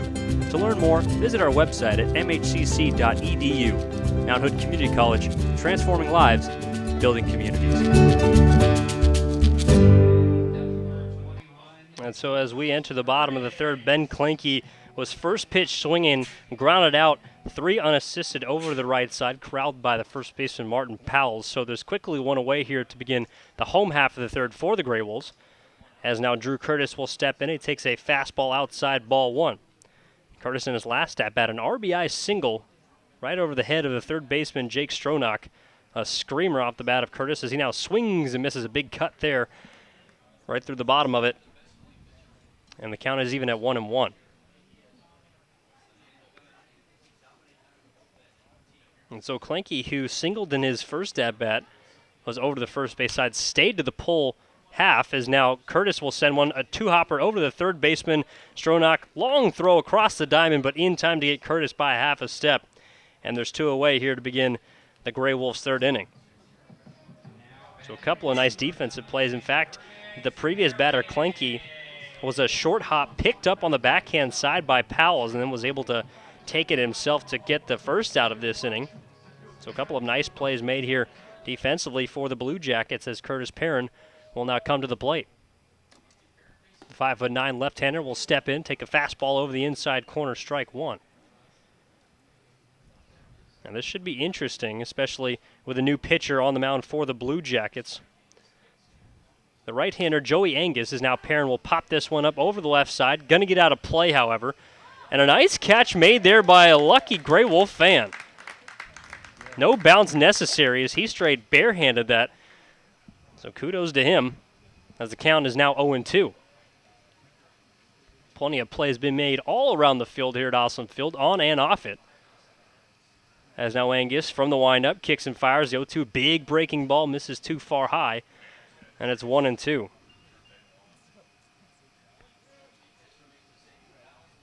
Like I was saying, this should get interesting in the way that the Blue Jackets choose to play their bullpen. Haven't necessarily been leading in too many games this season, just 13 wins as now Perrin checks his swing. Did not go around on a pitch too high and outside as the count now even at 2-2. However, the Gray Wolves have been able to do quite a bit of damage to the relieving core of whichever team they've faced so far in the second half. So now the 2-2 on the way, fouled back out beyond our heads here. Count will remain, as we'll do it again. And a 6-0 lead so far for Gresham. An opportunity to put the nail in the coffin early here against Kitsap, a team that has been struggling for the majority of this season, just 5-14 here in the second half, and essentially ran into a powerhouse so far in the new look Gray Wolves. Now the 2-2 again on the way, slider low. Back foot slider, I should say, but nonetheless taken for ball 3 here by Perrin. So a full count as the Gresham second baseman will look to extend this inning just about or longer as Angus has his sign. Now the payoff pitch on the way, fastball low.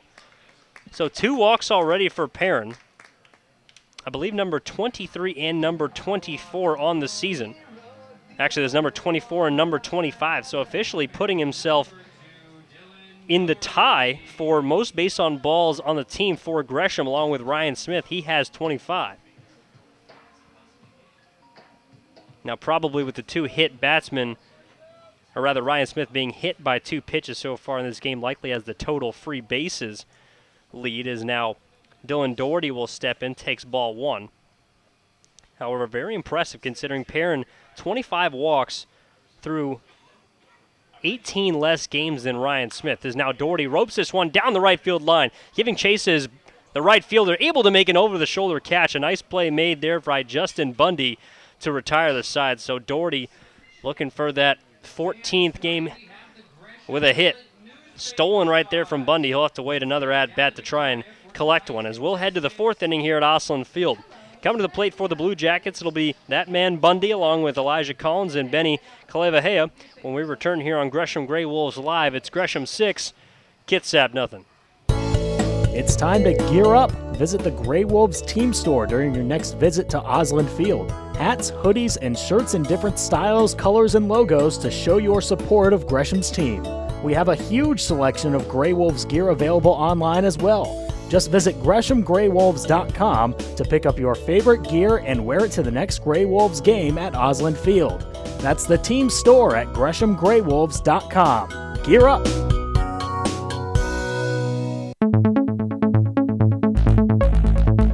Turn a double play with your Gresham Grey Wolves by becoming a marketing partner.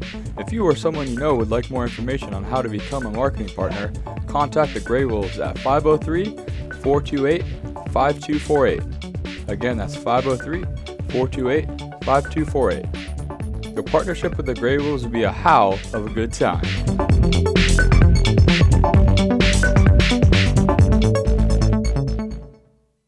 Pack the park at Osland Field. The Grey Wolves are hosting the Bend Elks from Friday, August 5th through Sunday, August 7th. Fans can get $5 general admission tickets or $7 reserved seats all series long for the last West Coast League regular season series of the year. Just send an email to Jerry at GreshamGreyWolves.com to receive your Pack the Park voucher to bring to the Osland Field gate. For more details, visit GreshamGreyWolves.com.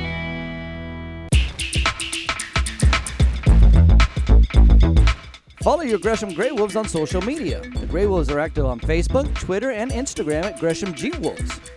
Follow your favorite West Coast League baseball team at home, on the road, and in the community. Behind-the-scenes access, photos from the ballpark, video recaps, and more, all at your fingertips. That's at Gresham G Wolves on Facebook, Twitter, and Instagram.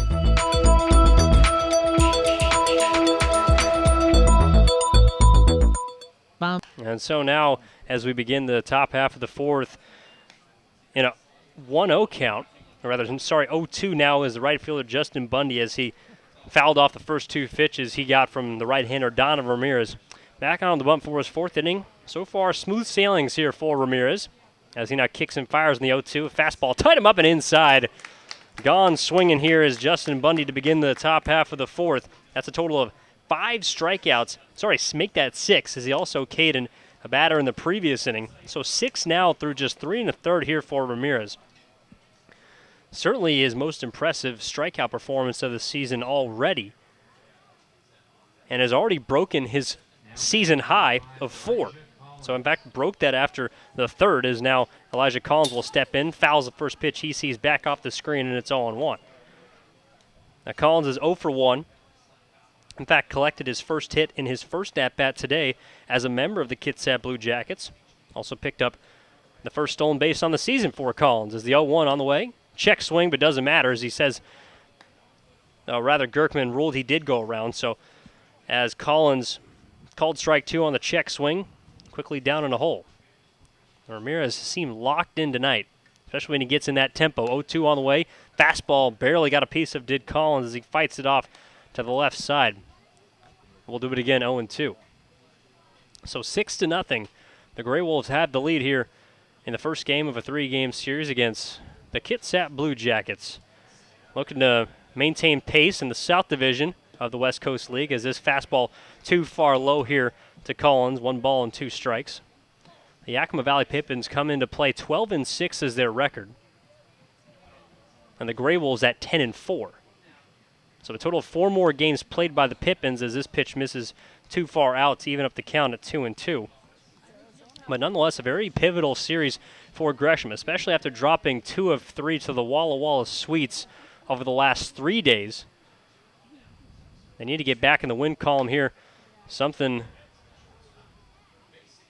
as this one now a ground ball over the left side, picked up by Zikafus, is over to the first base, but not in time as Collins legs himself out an infield single. Like I was saying, they need this win bad. As Collins now 2 for 2.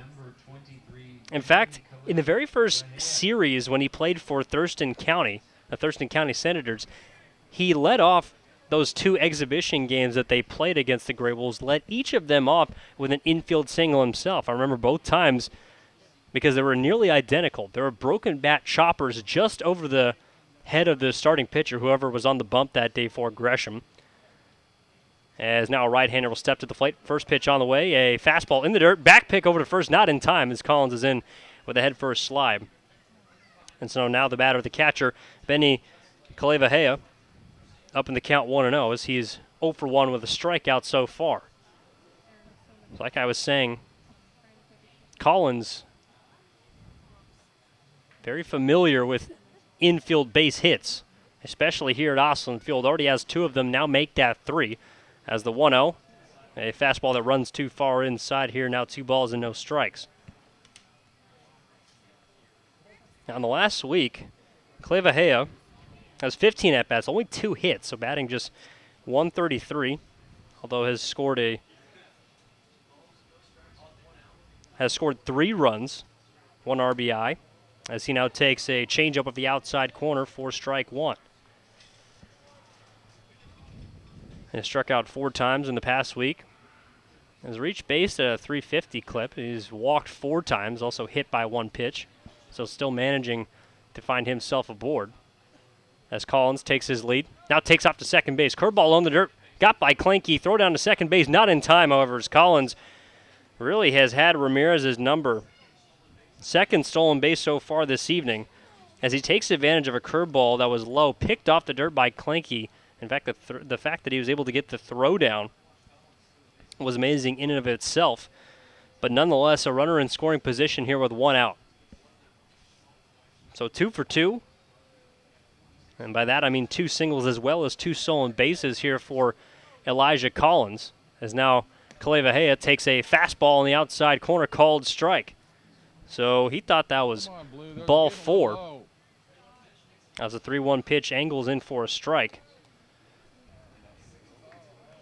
Nonetheless, payoff pitch coming.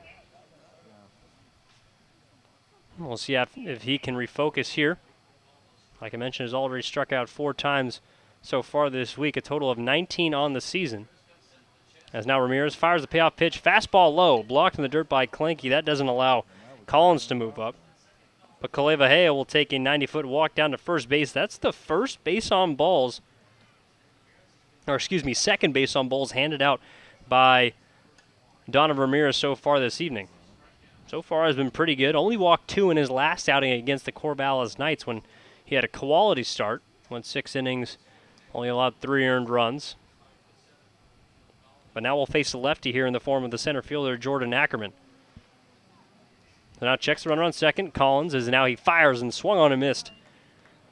Blew a fastball by him on the outside corner, and Ackerman's down 0-1. So still 1 out. Double play ball in play. Although with the speedy Ackerman, will be difficult to double him up. They really have to hustle to get that one going. 0-1 now on the way. Fastball right there at the knees. Strike 2. So Ramirez throughout this game has seemed extremely locked in, especially to a couple of batters. So far in this inning, went 0-2 to Justin Bundy, got him out on 3 pitches. Now looking to do the same here to Ackerman. Curveball blown away, throw down to third base, and it is in time. Elijah Collins tried to swipe third base, is thrown out stealing as Ben Clanky records his second caught stealing of the night. Throw out Daniel Lopez in the previous inning, back in the 3rd. And now Elijah Collins is down for the second out here in the top of the 4th inning on the 2-5 putout. Kalevahea over at first base, staying put. As obviously not a double steal call given by the third base coach, and I believe head coach Matt Cartwright. So I finally got a name there for you, as this curveball taken now too far outside from Ackerman. Count is evened up at 2 balls and 2 strikes. So with that runner now at a scoring position, the Kitsap Blue Jackets that much further away from putting up their first run as they trail 6-0. Now the 2-2 on the way. Fastball taken low here, full count. So Kalevahea will be on the move. Not a lot of speed from the backstop, but still, any ball in the gap, definitely with a chance to come around and score all the way from first. So Ramirez not trying to allow his second walk of the inning. Not trying to allow his second walk to Ackerman as the payoff pitch on the way, slapped over to the left. As Ackerman is able to stay alive, and we'll do it again here, full count. And so Jordan Ackerman so far on the season, at least for Kitsap, has not registered an official at-bat. Has now 2 official plate appearances and has earned 2 walks, but not an actual batting average yet. Is now the payoff pitch again on the way, and another walk here for Ackerman as he takes ball 4. A fastball too far and outside here from Ramirez, and that caught stealing looming large here for Collins and the Blue Jackets. Because should he have chosen to stay put, they would have the bases loaded now with 1 out. Instead, still a runner in scoring position as well as a man on first in the center fielder Ackerman, but nonetheless, just 1 pitch necessary here for Ramirez to get out of this inning as Jake Stronach represents the last hope here in the 4th. He'll take a first pitch, change up in for a strike, 0-1, as he's 1 for 2 so far. Singled back in the first, grounded out to second base in the 2nd inning. A lot of at-bats going around tonight. 3 through just 4 innings as he now chops one over to the second baseman Perrin on a 1-hop, picks it up to the glove side, goes on to first base in time to retire the side. So another couple of runners stranded here as the Kitsap Blue Jackets throw up another 0 on the board. Ramirez coasting here through 4 as we'll go to the bottom half of the frame, and Zicafus, Cardinale, and Josh Adams do up when we return here on Gresham Grey Wolves Live. 6-0, the Grey Wolves lead. Finding the right dentist for your young children can be challenging. At Gresham Pediatric Dentistry, we understand the importance of helping your child feel comfortable in the dental chair. Since 2007, Dr. Jiyoung Lee has helped many young patients in the Gresham area, and she can help your child too. Request your appointment today at GreshamPediatricDentistry.com.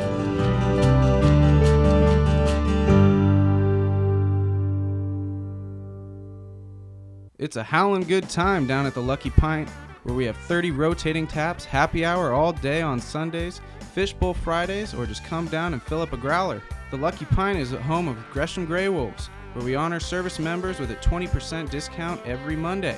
Check us out on Facebook to see our latest cocktails and craft beer list, and then come in and see for yourself what all the excitement is all about. Located at 1888 Northwest Fairview Parkway in Gresham, your locally owned place for craft beer and cocktails in Gresham.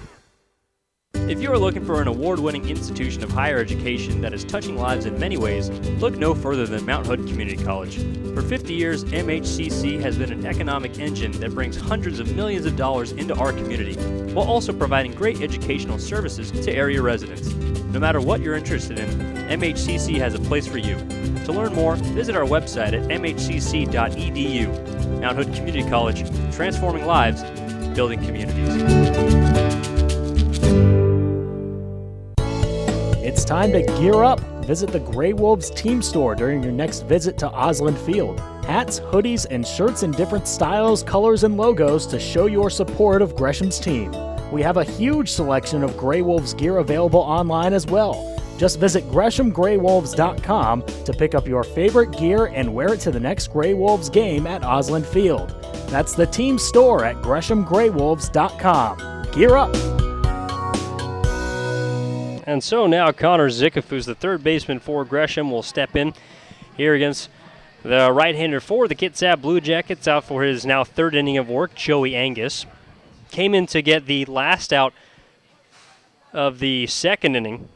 That was when things really imploded for the Kitsap pitching staff as they allowed 6 runs, did the starter Nick Cadillo, as the first pitch curveball too high here to Zicafus, 1-0. So not sure how far Angus is going to go in this game, as he's been used in multiple roles, as Zicafus now flies this one into left center field. Over is the left fielder Collins. Going to call off Ackerman over in center, settle under, and make the catch. 1 away. So an F7 has Zicafus retired. Like I was saying, Angus has been used in multiple roles this season. However, middle relief and sort of that long middle relief hasn't really been one of them. The most innings he's gone has been 4 1/3 back on June 14th against the Cowlitz Black Bears, now as he'll face Mark Cardinale. And the first pitch to him is taken for a strike at the knees, 0-1. However, since that point, he's only had 2 appearances where he's gone more than 2 1/3 innings. The majority of these has only been 1 or maybe a couple of thirds as he now fires another fastball in for a strike. Quickly down to the count now is the left fielder for Gresham.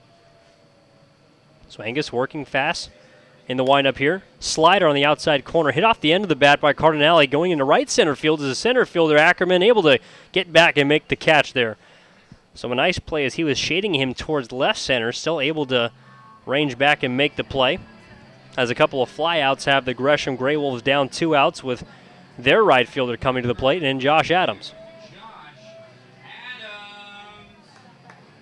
So in his last 10 appearances, he's certainly got a plethora of them with 18. The most he's gone has been 2 1/3. So I would expect to see someone warming up relatively soon for the Blue Jackets as now Adams takes a first pitch changeup here low, 1-0. Adams is 0 for 1 so far, a walk, along with a ground out back in the second inning. Or rather, excuse me, I believe that came all in the third. Or all in the second, actually, as he was plated twice in that inning and now takes a fastball in the inside corner, 1-1.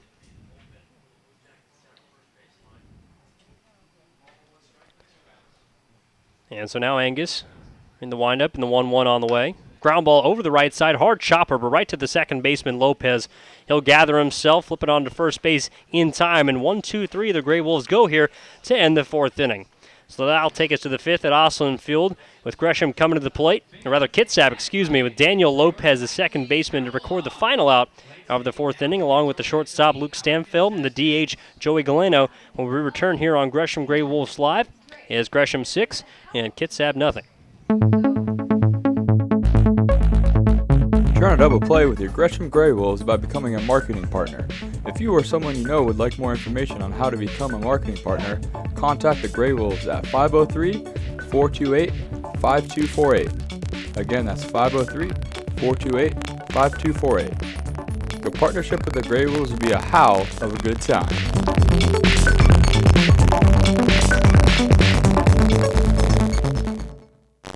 Pack the park at Osland Field. The Grey Wolves are hosting the Bend Elks from Friday, August 5th through Sunday, August 7th. Fans can get $5 general admission tickets or $7 reserved seats all series long for the last West Coast League regular season series of the year. Just send an email to jerry@greshamgraywolves.com to receive your Pack the Park voucher to bring to the Osland Field gate. For more details, visit greshamgraywolves.com.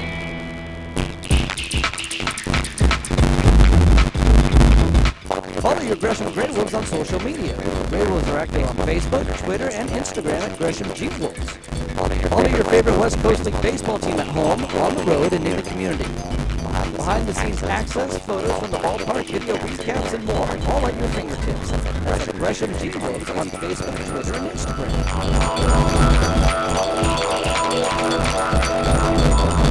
So now Donovan Ramirez firing a first pitch fastball here to the leadoff hitter Daniel Lopez. So lofting this one into shallow right center field over as Adams calling off Smith, and that's one away here as he makes the catch here to begin the 5th. So Ramirez back out for his 5th inning of work. Certainly at this point, I can try and pull up his pitch count. Just above 70. So an opportunity to go deep into this ball game. As he's thrown 77, now 8 strikes, just 25 balls. So now the shortstop Luke Stamfeld will step in, taking all the way as he now misses Ramirez with a fastball outside 1-0. So Stamfeld so far.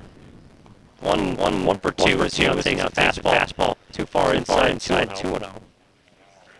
Singled back up to first. Was stranded along with a total of now seven base runners in this inning as he'll pop this one up on the infield. Coming in the first baseman, Curtis will call off Ramirez, and here's the catch for the second out of the 5th inning. So Ramirez able to produce a couple of flyouts, both of them weakly hit. And there's quickly 2 away, just 4 pitches necessary for Ramirez to claim the first 2 batters of the Kitsap Blue Jackets lineup. So now the DH, Joey Galeno, will step in as he's 1 for 2. A single through the right side back in the 3rd inning as Aaron will now step up the middle to the place where he laced one through the hole last time as he takes a curveball for strike one. So Perrin, remembering where that ball was able to sneak through the middle of the infield, placing himself there, hoping to not allow that to happen again as the changeup misses too far outside, 1-1. 6 runs so far for Gresham, none for Kitsap. All 6 of those runs came back in the bottom of the second inning. Is now a swinging and a miss. Chased a fastball upstairs, and Galeno's down to the count 1-2. And just 4 hits for Gresham. In fact, Kitsap leading the hits category with 5, as they have a 1-hit advantage, and now a chopper over the right side off a breaking pitch. And it's foul ball, 1-2. So Ramirez looking to get his first 1-2-3 inning of the night.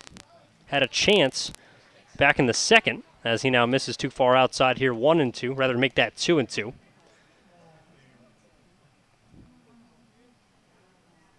I rather had an opportunity back in the third to technically face the minimum with the help of a caught stealing, as now this one will be fought off over the left. Galeno staying alive here as the 7th pitch of the at-bat will be coming up. So 2-2, 6-0 ball game. 1 error apiece for both Kitsap as well as Gresham. Kitsap came on a throwing error, and Gresham on a fielding error by the third baseman Zikafu, says now the DH Galeno takes a changeup high, ball 3. So Ramirez certainly doesn't want to let this one get away from him. Had him down 0-2 at one point. He's now worked his way back at the payoff pitch on the way. Fastball swung on and missed on the outside corner. And that'll end this side. 1-2-3, Ramirez goes, ending it with his 7th strikeout of the evening, as we'll head to the home half of the 5th with Gresham coming to the plate and Smith, Mitchell Jr., and Ben Klenke. When we return here on Gresham Grey Wolves Live, Ramirez is coasting, and so are the Grey Wolves. They're up 6-0.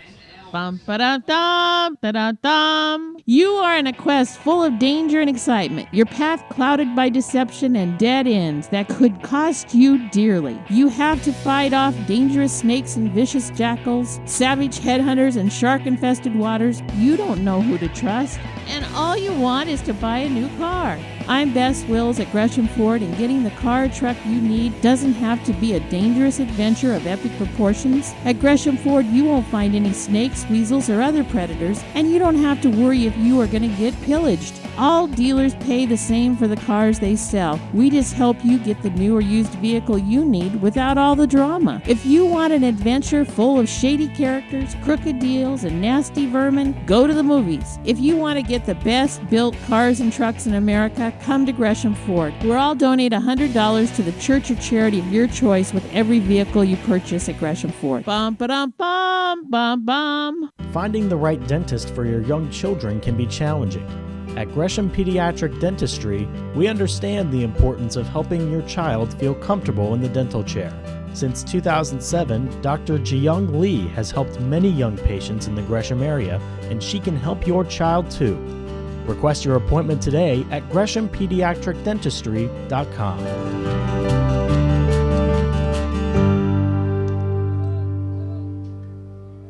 And so now Ryan Smith will step in to face the right-hander on the bump for Kitsap, Joey Angus, as he takes a first pitch strike off a breaking ball. 0-1 here to Smith, who currently is 0-0. And his first 2 plate appearances both hit, as now Angus fires a fastball and kind of a defense swing there, a check swing, if you will, as Smith will foul this one off to the right. So a bit frustrated with himself after that swing, not really getting his full hack as he finds himself down at the count. No balls and 2 strikes. So Angus will try and put him away here. Smith looking to extend the at-bat as the 0-2 now on the way. Curveball swung on and missed. Chased one low in the way. And a nice pick off the dirt there by the catcher, Clea Vejea. And he is down on strikes. First strikeout of the evening here for Joey Angus, as he's now gone 2 2/3. Rather a full 3 innings, I should say, as he got the first out, or the last out of the bottom of the second inning. And still nobody up in that bullpen, so Angus going to be tasked with going as far as he can. And now as Mitchell Jr. lace one's into right center field. That's going to get down for a base hit, and that's going to be trouble. Getting up all the way up against the ivy. Having trouble with is the right fielder, Bundy.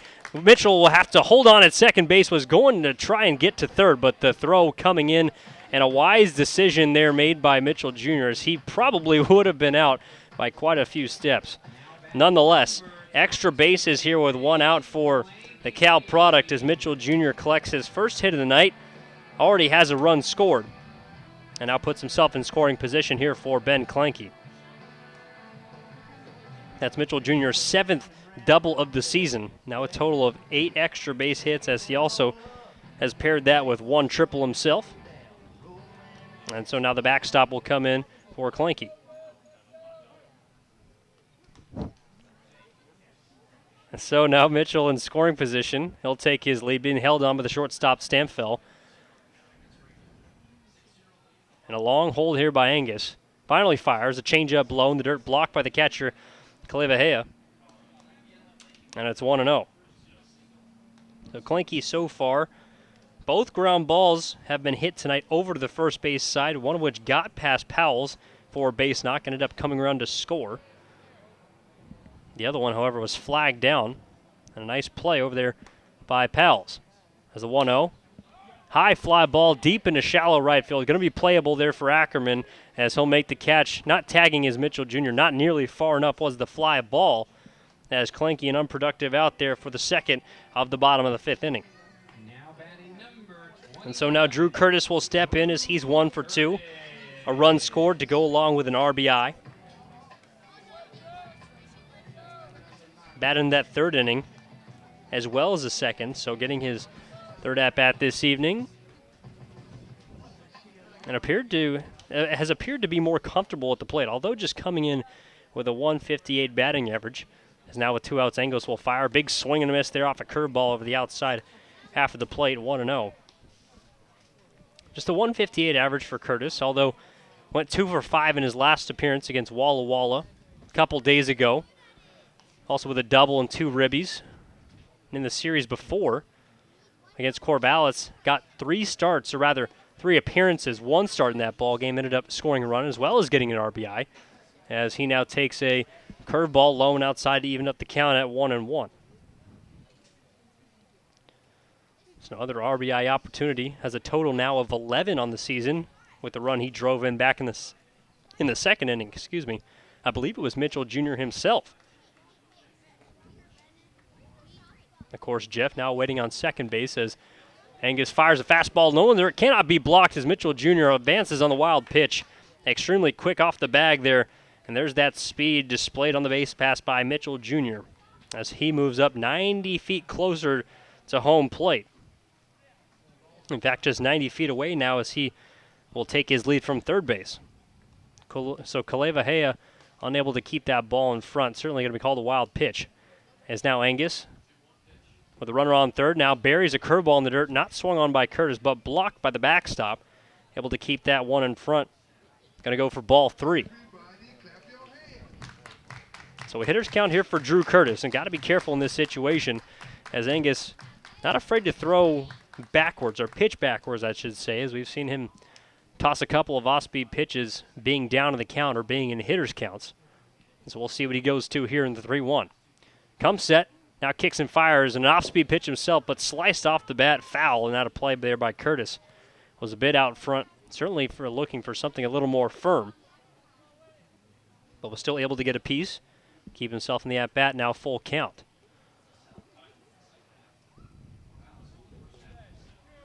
So 3-2, 2 outs here, runner on 3rd base. Payoff pitch coming here from Angus. Fastball slapped into center field, slicing, and it will be caught by Ackerman. That ball looked like it was going to sink far enough for Curtis to have himself another ribby, but taken away by the center fielder Jordan Ackerman of the Kitsap Blue Jackets to retire the side.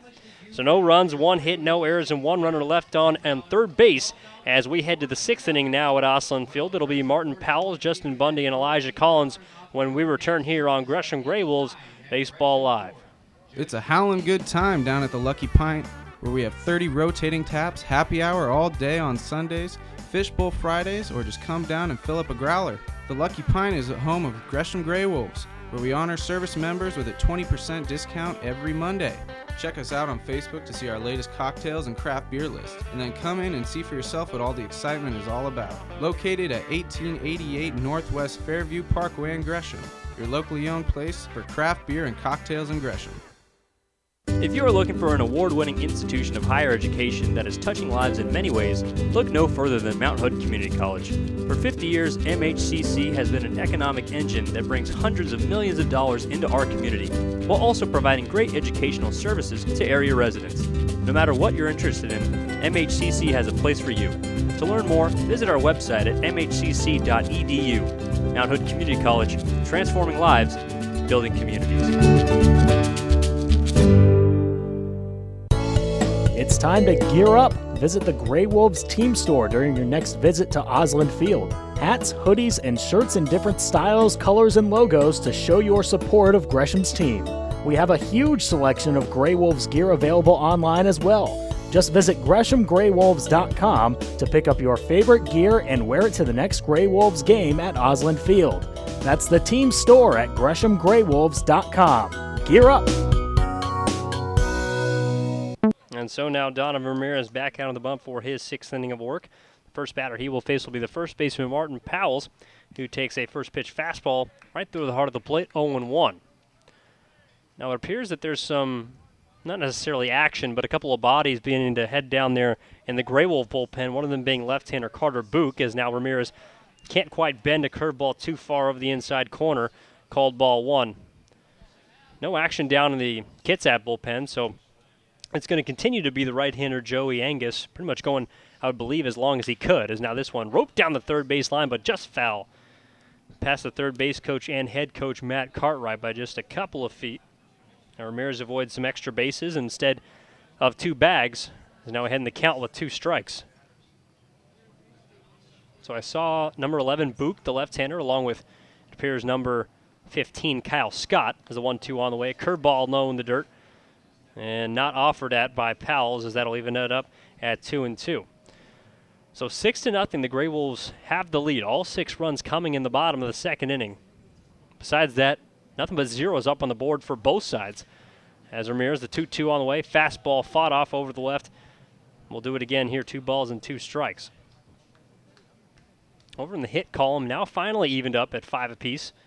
Well, the Grey Wolves, especially in that 2nd inning, able to take advantage of a total of 3 walks and 2 hit batsmen. Ryan Smith was hit, Mitchell Jr. was walked, Curtis Perrin was walked, then Josh Adams also got a free base on 4 balls, and then finally Ryan Smith was hit by a pitch again. Was hit by a pitch twice in 1 inning. As now this pitch too far inside, going to run the count full here to Powles. So the leadoff man, payoff pitch on the way. Fastball right down the heart of the plate, but can't do anything with Powles as he lofts this one into center field. Doesn't even have to move, does Ryan Smith, as he'll make the catch and record the first out here at the top of the 6th. So now that'll bring Justin Bundy, the right fielder, to the plate, as he's 0 for 2, looking to avoid a hat trick. Has struck out twice tonight, one of each fashion, looking down in the 2nd, swinging in the 4th. So Ramirez looking to continue the hot streak here. Had a 1-2-3 5th inning. As the first pitch on the way here. Changeup, got him grounded over the right side, but will kick foul. And a nice play made there by the first base coach, I believe Damon Porter. Nice one-hopper, able to field that one. Kick it right back into the dugout. Always got to show some love for barehanded plays. In fact, saw one by a Grey Wolf fan as the 0-1 on the way. 2 low here, 1 ball and 1 strike. Saw one by a Grey Wolf fan over towards the left side of the bleachers back in the earlier innings, able to catch a straight pop-up with his bare hands. Of course, handed it off to a Grey Wolf youngster, a Grey Pup, if you will, is now the 1-1. Fastball too far outside here, 2-1. So some nice barehanded plays being made all around the field. Both of them coming outside the chalk. As now the 2-1 on the way. Slapped over the left side. High fly ball, but is going to slice out of play foul. As the left-hander throwing, or about to begin throwing, I should say, has a ball in his hand looking for a partner to play catch with, is number 15, Kyle Scott for the Grey Wolves. Of course, with that pitch count climbing, want to begin to get the bullpen hot. As now this one slapped over to the left. A fly ball into left field. Carrying over is the left fielder Mark Cardinale into left center, and is able to flag that one down to make the catch here 2 away. So now Elijah Collins will step in. He's 2 for 2 with a couple of stolen bases, but also has been thrown out once. And that was actually one of the more intriguing decisions made on the base pass by Collins. Being down 6, that came back in the 4th. On second base with a lefty up. Kalevahea, the batter, on deck. Or excuse me, I believe Jordan Ackerman, in fact, was at the plate as he now slaps this one off the plate. Will kick foul 0-1. Chose to take off, and of course with a lefty up is going to be a clear throwing path to third base for the catcher Klenke, who got up and threw him out by a good step. Is now this one too far inside. Looked like a changeup that time that ran up and in. Bent out of the way of that did Collins, and it's 1-1. So 2 outs here for Ramirez, looking to retire his 7th in a row as he now fires a fastball that just missed inside. Looks like Scott will be playing catch. Finally, with Matt Cairo, the catcher, backup catcher for the Gray Wolves, getting down in there, getting in the squad as a 2-1 on the way. Fastball low and outside here, 3-1.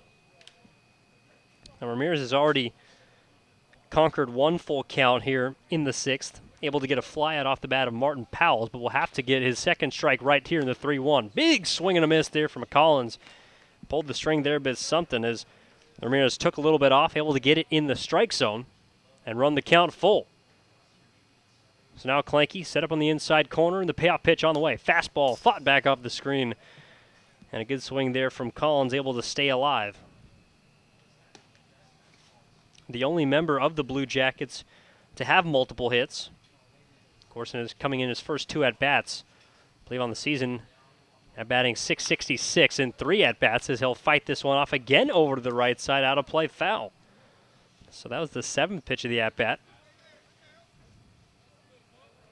As Collins, he in fact came in to play with 1 at-bat, so 2 for 3 in his short career with the Blue Jackets. Also has 1 strikeout.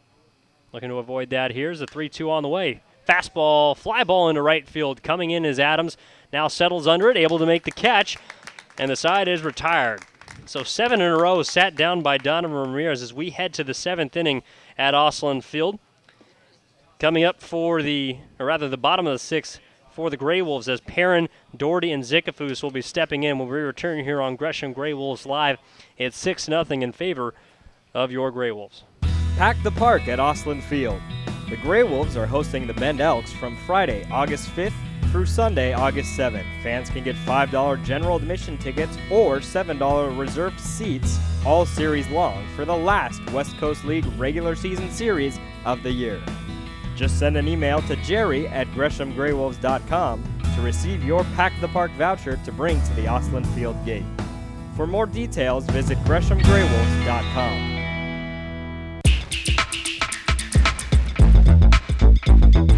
Follow your Gresham Gray Wolves on social media. The Gray Wolves are active on Facebook, Twitter, and Instagram at Gresham G Wolves.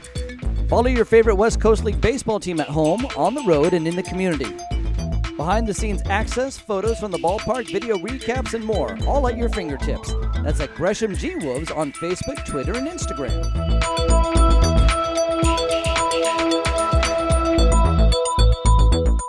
Finding the right dentist for your young children can be challenging. At Gresham Pediatric Dentistry, we understand the importance of helping your child feel comfortable in the dental chair. Since 2007, Dr. Jiyoung Lee has helped many young patients in the Gresham area, and she can help your child too. Request your appointment today at GreshamPediatricDentistry.com.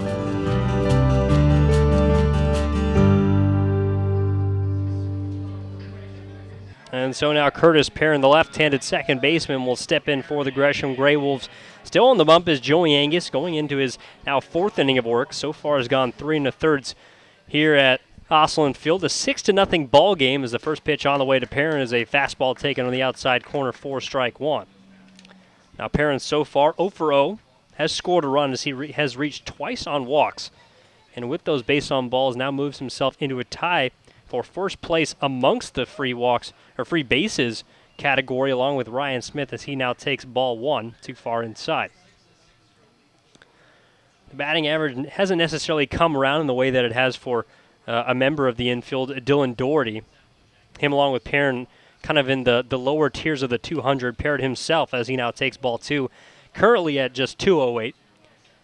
however, has provided stellar defensive work up the middle along with Doherty as he now rips this one through the right side, but caught by the first baseman Powles. I thought that one was going to be able to sneak through, but Powles, who has already made a couple of backhanded plays there over at first base, looking more like the hot corner over on the opposite side of the diamond, but nonetheless, Perrin is retired here to begin the Gray Wolves' sixth. So definitely going to have to circle that one along with the line drive. I'm looking through my book here to end the fifth inning for the Gray Wolves. Off the bat of Drew Curtis. Mitchell Jr. was on third base. It was a low sinking line drive flagged down by Jordan Ackerman. And is now Doherty will step in and take a first pitch curveball in for strike one.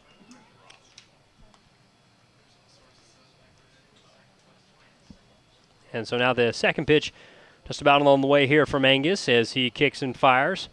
Fastball and taken for strike two. Doherty checked his swing, but it didn't matter. As Kyle Scott continues to throw.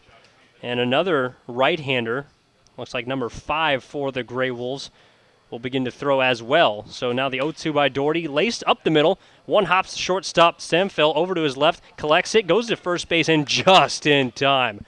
Doherty thought he might have had himself an infield single as the throw beat him by just a step. But still down as he currently is 0 for 3. And with the hitting streak on the line, may not have too many more chances with now Zikafu stepping in with 2 outs.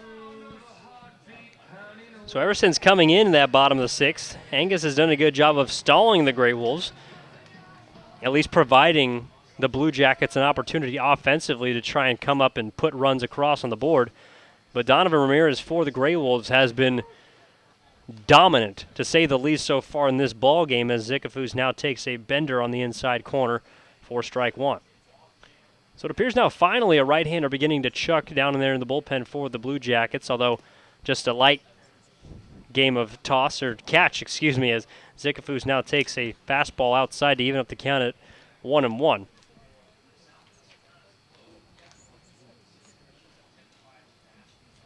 And so now Angus with the 1-1 on the way. Fastball of the inside edge, called strike two. So the Blue Jackets currently down 6-0. And it appears to be down in the bullpen either number 40 Jordan Knoll or going to be number 43 Colton Barnes. As I saw 4 on that jersey. And now Zikafu will reach out and slap this one into center field, but playable there for Ackerman as he goes back on it and now makes the catch for the third out of the innings. The Gray Wolves go 3 batters up, 3 batters down as that will conclude the sixth, and we'll head to the seventh frame here at Osland Field. It'll be the bottom of the order and Benny Clevahia along with Jordan Ackerman before turning it over to the top and Jake Stronach. When we return here on Gresham Gray Wolves Live, it's Gresham 6, Kitsap nothing. It's a howlin' good time down at the Lucky Pint, where we have 30 rotating taps, happy hour all day on Sundays, fishbowl Fridays, or just come down and fill up a growler. The Lucky Pint is the home of Gresham Gray Wolves, where we honor service members with a 20% discount every Monday. Check us out on Facebook to see our latest cocktails and craft beer list, and then come in and see for yourself what all the excitement is all about. Located at 1888 Northwest Fairview Parkway in Gresham, your locally owned place for craft beer and cocktails in Gresham. If you are looking for an award-winning institution of higher education that is touching lives in many ways, look no further than Mount Hood Community College. For 50 years, MHCC has been an economic engine that brings hundreds of millions of dollars into our community, while also providing great educational services to area residents. No matter what you're interested in, MHCC has a place for you. To learn more, visit our website at mhcc.edu. Mount Hood Community College, transforming lives, building communities. It's time to gear up. Visit the Gray Wolves team store during your next visit to Osland Field. Hats, hoodies, and shirts in different styles, colors, and logos to show your support of Gresham's team. We have a huge selection of Gray Wolves gear available online as well. Just visit GreshamGrayWolves.com to pick up your favorite gear and wear it to the next Gray Wolves game at Osland Field. That's the team store at GreshamGrayWolves.com. Gear up! And so the left-hander Kyle Scott onto the mound for the Gresham Gray Wolves, as that will mark the end of the night for Donovan Ramirez. And certainly a round of applause from the fans here as he left the field, because he was absolutely dominant so far tonight or I should say to conclude his evening. Went 6 shutout innings, scattered 5 hits, only allowed 3 walks, and struck out 7 Kitsap Blue Jackets. Certainly his best start of the season, and at this point lined up for the victory as the Gresham Grey Wolves hold a 6-run advantage. 6-0 here as we begin the 7th inning, and Benny Clavahia will get the first look at the left-hander Kyle Scott, now on the bump for Gresham. So far during the season, Scott has made a total of 7 appearances, only 5 of which coming in West Coast League play, as he'll now fire a fastball that just misses off the corner. 1-0. Clavahia, so far 1 for 2, or rather, 0 for 1 as he walked back in the 4th, did reach base, ended up getting to second base before being eventually stranded there as he now takes ball 2. Fastball too far inside here from Scott, 2-0. Was one of Ramirez's 7 strikeout victims back in the 2nd inning. In fact, through the first 2, Ramirez struck out a total of 4 batters, 3 of them looking. Especially after the first, you can kind of tell it might be Ramirez's night as this one is slapped the other way. Shallow fly ball into right field, coming in is Adams, and he'll make the catch. It's a 1 down here in the top of the 7th as Clavahia is retired, and now Jordan Ackerman will step in. Sovar has reached base both times he's come to the plate, both of which on balls. So two of the 3 walks, I should say, for Ramirez have come to Ackerman. Something about that 5'7" left-handed frame did not appeal to Ramirez, as now Scott fires in a fastball, just a bit above the letters high, ball 1. And Kyle Scott himself has had a bit of trouble with command at points in this season, as he now misses again high, just above the letters 2-0. 7 1/3 innings so far in West Coast League play. An 0-1 record, 6.13 earned run average is now the 2-0. Too far outside, 3-0. Has walked a total of 5 batters, struck out 6, surrendered 10 hits. And really, it all came in one outing as he now fires a fastball too far outside. So a 4-pitch, 1-out walk here to Ackerman, as that will turn it over to the top of the lineup. And Jack Stronach will step in as he's currently 1 for 3. A pair of groundouts to the second baseman Perrin in the 4th and the 2nd. And he singled to begin this ball game. So like I was saying, if you take away one of Kyle Scott's appearances, June 10th against the Yakima Valley Pippins, now in fact that was his only loss, he's been stellar so far as he now misses too far inside, and that one gets off the backside of Stronach, hit by a pitch, as now 2 pitches in a row have allowed 2 runners to reach. Here in the 7th inning, 1 out. Now runners on 2nd and 1st. Stronach on 1st. Ackerman heads 90 feet up to second base.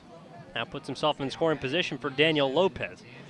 So like I was saying, against the Pippins back on June 10th, he got tagged with the loss as he was only able to go 1 1/3 innings, allowed 5 earned runs out of the bullpen, surrendered 5 hits, although did strike out 2. And since then, the ERA has essentially plummeted as he now bends a breaking ball over the inside part of the plate, strike 1.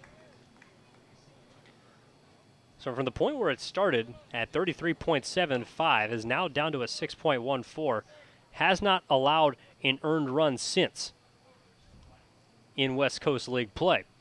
As now the 0-1 on the way. Fastball roped back to off the glove of Scott. The Doherty, the shortstop, has it. Glove flip onto second base. Cannot get there in time. Doherty kind of bobbled the ground ball as it spun funny off the glove of Kyle Scott. And then Perrin unable to make the catch over at second base. We'll see who the error is on. And in fact, now just going to be ruled a base hit. So an interesting play there off the bat of Lopez. He is ruled with a base knock. Can't officially give the error to anyone, as it was a line drive, was certainly going to be a base hit up the middle, but Scott stuck his glove out at it, as now Luke Stamfel will step in. It tipped off his glove, got up the middle. The shortstop Doherty couldn't handle the funny spin of the ball, as now this one misses inside here, 1-0. And then tried to recover with a glove flip. And the flip, although dropped by Perrin, certainly would not have been in time to get the runner in second. So Stronach, who is that runner on second, moves up. Ackerman on 3rd. Lopez on 1st. There's now the second pitch on the way to Stamfel is a fastball, high fly ball into shallow left field. Going back as a shortstop, Doherty, he'll have it. And now a sacrifice fly attempt as they'll try and score, and the throw to home plate, and it is in time. Dylan Doherty turns the double play himself, and I'm not quite sure about the decision-making there by the runner on third base. Jordan Ackerman tried to make a hero-type play, as now it appears that he may be injured, but nonetheless will retire the side. So an F6-2 putout retires the side here in the top of the seventh as we head to the bottom of the frame. That'll be 3-4-5, Cardinale, Adams, and Smith when we return here on Gresham Grey Wolves Live, as the Grey Wolves still hold a commanding lead 6-0. Try to double play with your Gresham Grey Wolves by becoming a marketing partner. If you or someone you know would like more information on how to become a marketing partner, contact the Grey Wolves at 503-428-5248. Again, that's 503-428-5248. Your partnership with the Grey Wolves will be a howl of a good time.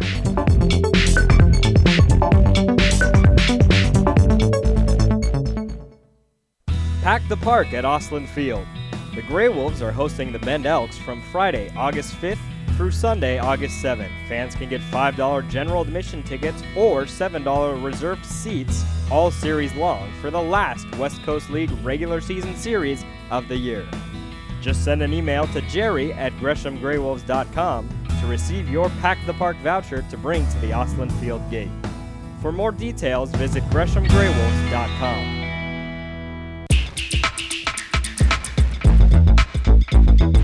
Follow your Gresham Grey Wolves on social media. The Grey Wolves are active on Facebook, Twitter, and Instagram at Gresham G Wolves. Follow your favorite West Coast League baseball team at home, on the road, and in the community. Behind-the-scenes access, photos from the ballpark, video recaps, and more, all at your fingertips. That's at Gresham G Wolves on Facebook, Twitter, and Instagram.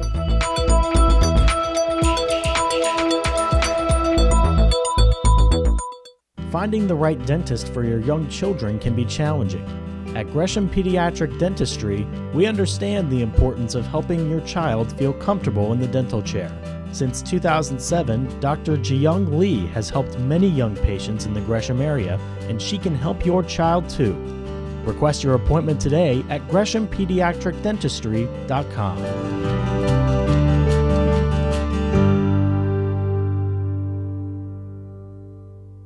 It's a howling. And so now as we come back here after a bit of a hectic ending to the the top of the sixth inning, off the bat of a fly ball from the shortstop Luke Stamfil. On the shallow left field grass was Dylan Doherty. He caught it, and then with the bases loaded, the runner on third, Jordan Ackerman, tried to tag up to home plate and was thrown out by far by Dylan Doherty, as now the batter for the Grey Wolves, Cardinale, will take his strike on the inside edge, 0-1. And sort of a perplexing decision there made by Ackerman, only his second game played for the Kitsap Blue Jackets. Not really understanding what he was doing there, as now this one popped up into center field. Incoming the center fielder there for Kitsap, Ackerman, going to make the play himself. So able to record an out, but still cost his team a possible run. Now, the fly ball off the bat of Stamfil certainly was not deep enough, at least from our eyes up here in the broadcast booth, to score the runner from third base. But if you choose to remain at third base, especially with the bases loaded, you give your team a chance with 2 outs to possibly come up with a base knot and bring a run in. Now maybe Ackerman thought that with the way his offense had been struggling at the plate, it was up to him to try and make something happen. Now as Adams will step in for Gresham and take strike one. However, nonetheless, you got to think in that situation, especially down 6, you're trying to play for multiple runs, not just one run. I maybe could understand it in a close ball game if you might try and take a chance and be a hero. But in this situation, down 6, certainly not the time to call upon any type of antics. And so Ackerman, as this one misses low and inside, 1-1 to Adams. Ackerman, unfortunately, does his team a disservice there and ends that threat. And also gives Kyle Scott, the left-hander, basically a free inning, as Adams now big swings, pops this one up over the left side, but is going to get out of play foul. 1 ball and 2 strikes. Scott, who was struggling a bit during that inning, walked Ackerman himself in a 4-pitch at-bat, and then hit Stronach on the first pitch he saw, followed by a single from Lopez. So 3 straight base runners, and at that point, Scott probably was a little bit rattled. So Ackerman helping him get out of the inning. And now the 1-2 on the way. Again, fought off over the left, out of play. Count will remain 1 ball and 2 strikes. And so Adams, so far in the game, 0 for 2. Also with a walk, as he's now taking a long time out of the box, trying to refocus here in the 1-2 count. Not a guy that necessarily shortens up his swing with 2 strikes. Still looking to take advantage of his pitch. Now the catcher set up inside, fastball right in there and gets off the thigh that time of Adams. He'll head down to first base on another hit by pitch by the Kitsap pitching staff. A total now of 3, as the man now coming to the plate, Ryan Smith, has the other 2. The center fielder for Gresham was hit twice in the second as well as the third innings. Ended up scoring in the second. He was a part of that 6-run rally. In fact, was the very first run to come across for Gresham during that frame. On the night, however, 0 for 1 as he did strike out back in the 5th. Looking to get his first base knock, as Joey Angus is still on the bump here for Kitsap. Now working from the stretch, and bends a curveball too far outside, though, called ball 1. That right-hander still warming up in the bullpen for Kitsap. I believe Jordan Knoll is the one down there throwing.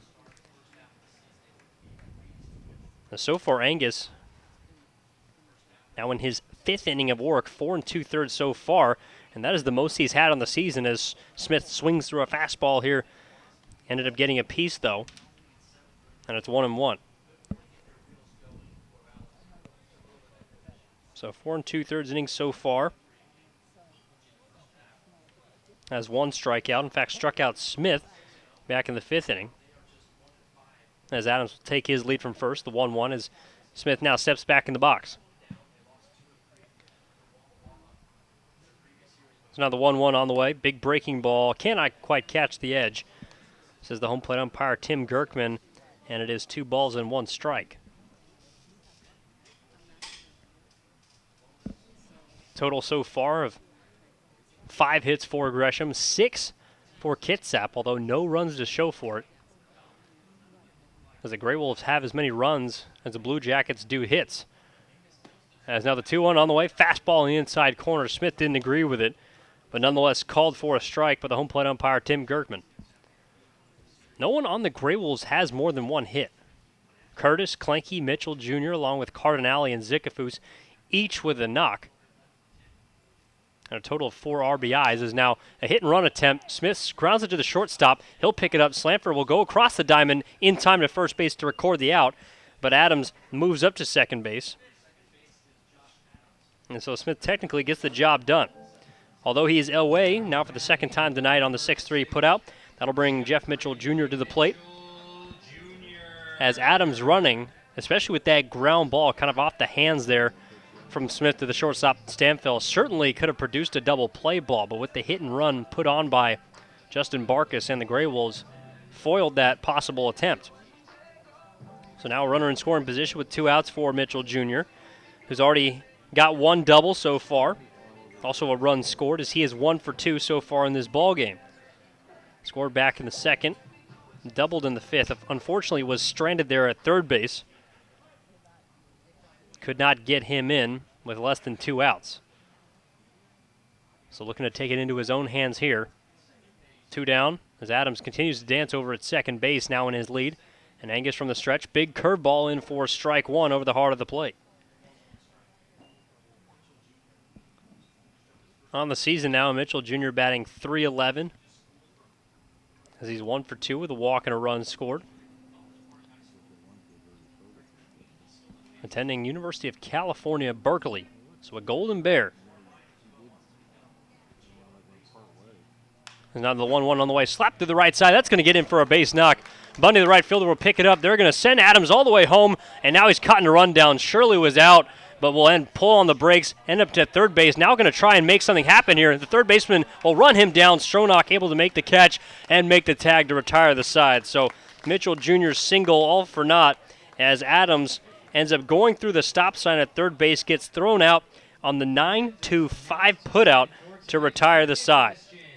So the Grey Wolves end up stranding one as we'll head to the 8th here at Osland Field. Coming up for Kitsap, it'll be Joey Galeno, Martin Powles, and Justin Bundy when we return here on Gresham Grey Wolves Live. Still 6-0. The Grey Wolves have the lead. If you are looking for an award-winning institution of higher education that is touching lives in many ways, look no further than Mount Hood Community College. For 50 years, MHCC has been an economic engine that brings hundreds of millions of dollars into our community, while also providing great educational services to area residents. No matter what you're interested in, MHCC has a place for you. To learn more, visit our website at mhcc.edu. Mount Hood Community College, transforming lives, building communities. It's time to gear up. Visit the Grey Wolves team store during your next visit to Osland Field. Hats, hoodies, and shirts in different styles, colors, and logos to show your support of Gresham's team. We have a huge selection of Grey Wolves gear available online as well. Just visit GreshamGreyWolves.com to pick up your favorite gear and wear it to the next Grey Wolves game at Osland Field. That's the team store at GreshamGreyWolves.com. Gear up!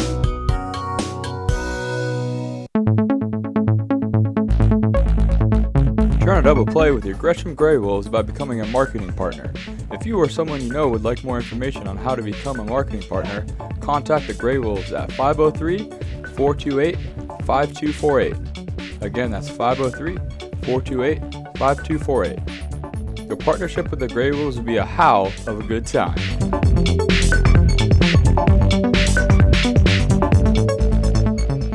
And so now the left-handed DH, Joey Galeno, will step to the plate here against Kyle Scott.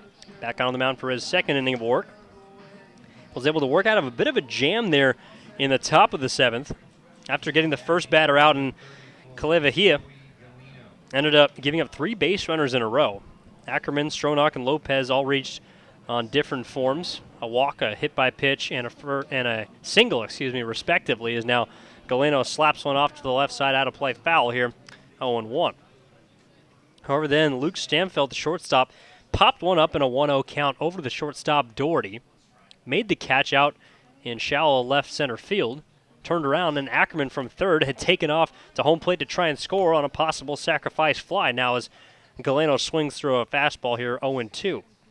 However, Doherty, with plenty of time to square up and throw, fired a one-hop to the catcher Clanky. He applied the tag, and Ackerman was out to end that threat.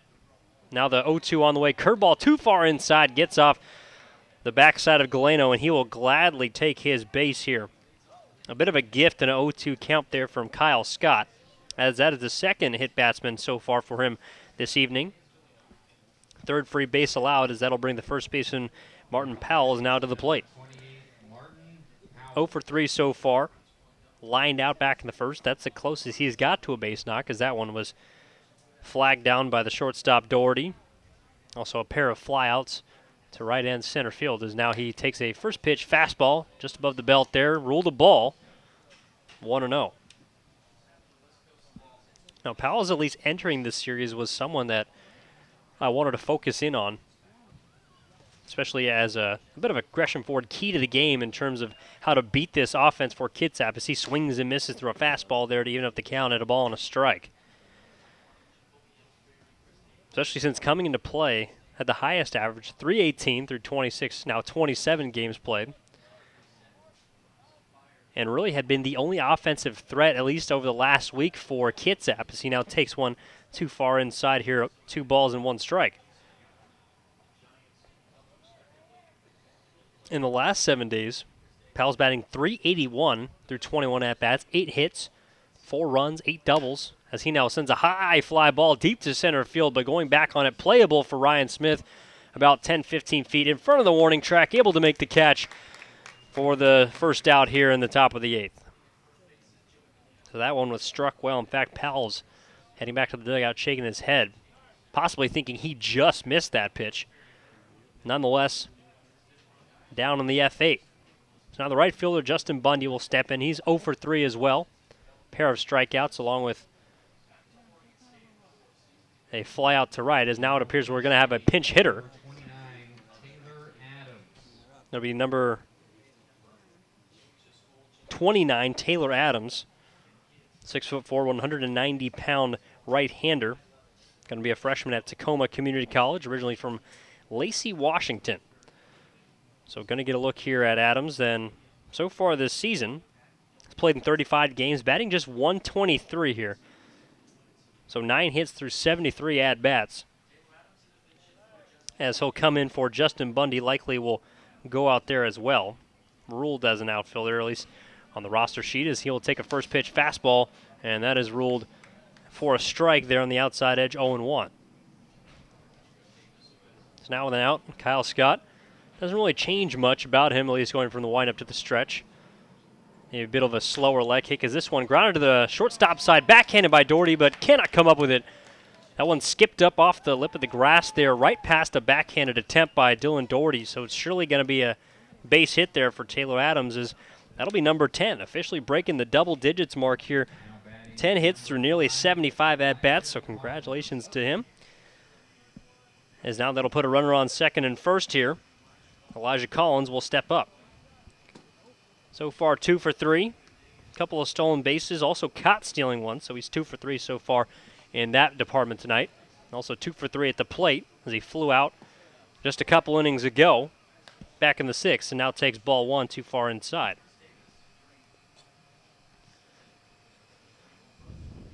So Collins, originally from Kentucky State, was a sophomore in his previous season, originally from Great Falls, Montana. As he now swings and misses, backpick attempt down to first base, and he is not in time. Back in with a head-first slide is Adams. And a heads-up play there from the catcher, Ben Klinke, because Adams was a little bit too far off the bag. Almost caught him napping.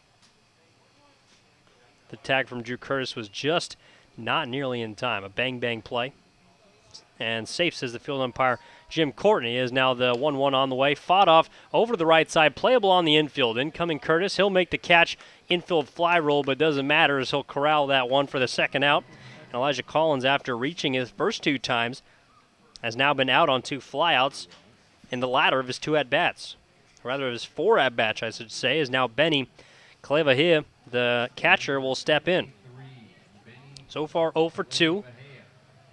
Flew out in the 7th, walked in the 4th, struck out swinging back in the 2nd. As Kalewa here, now batting 165. In fact, so far this season, at least looking up the offensive statistics for Kitsap, they only have a total of 6 home runs so far this season. So the long ball, not certainly something that Kyle Scott's going to need to worry about here, as he'll take a fastball so far inside, and he had to jump out of the way of that one, ball 1.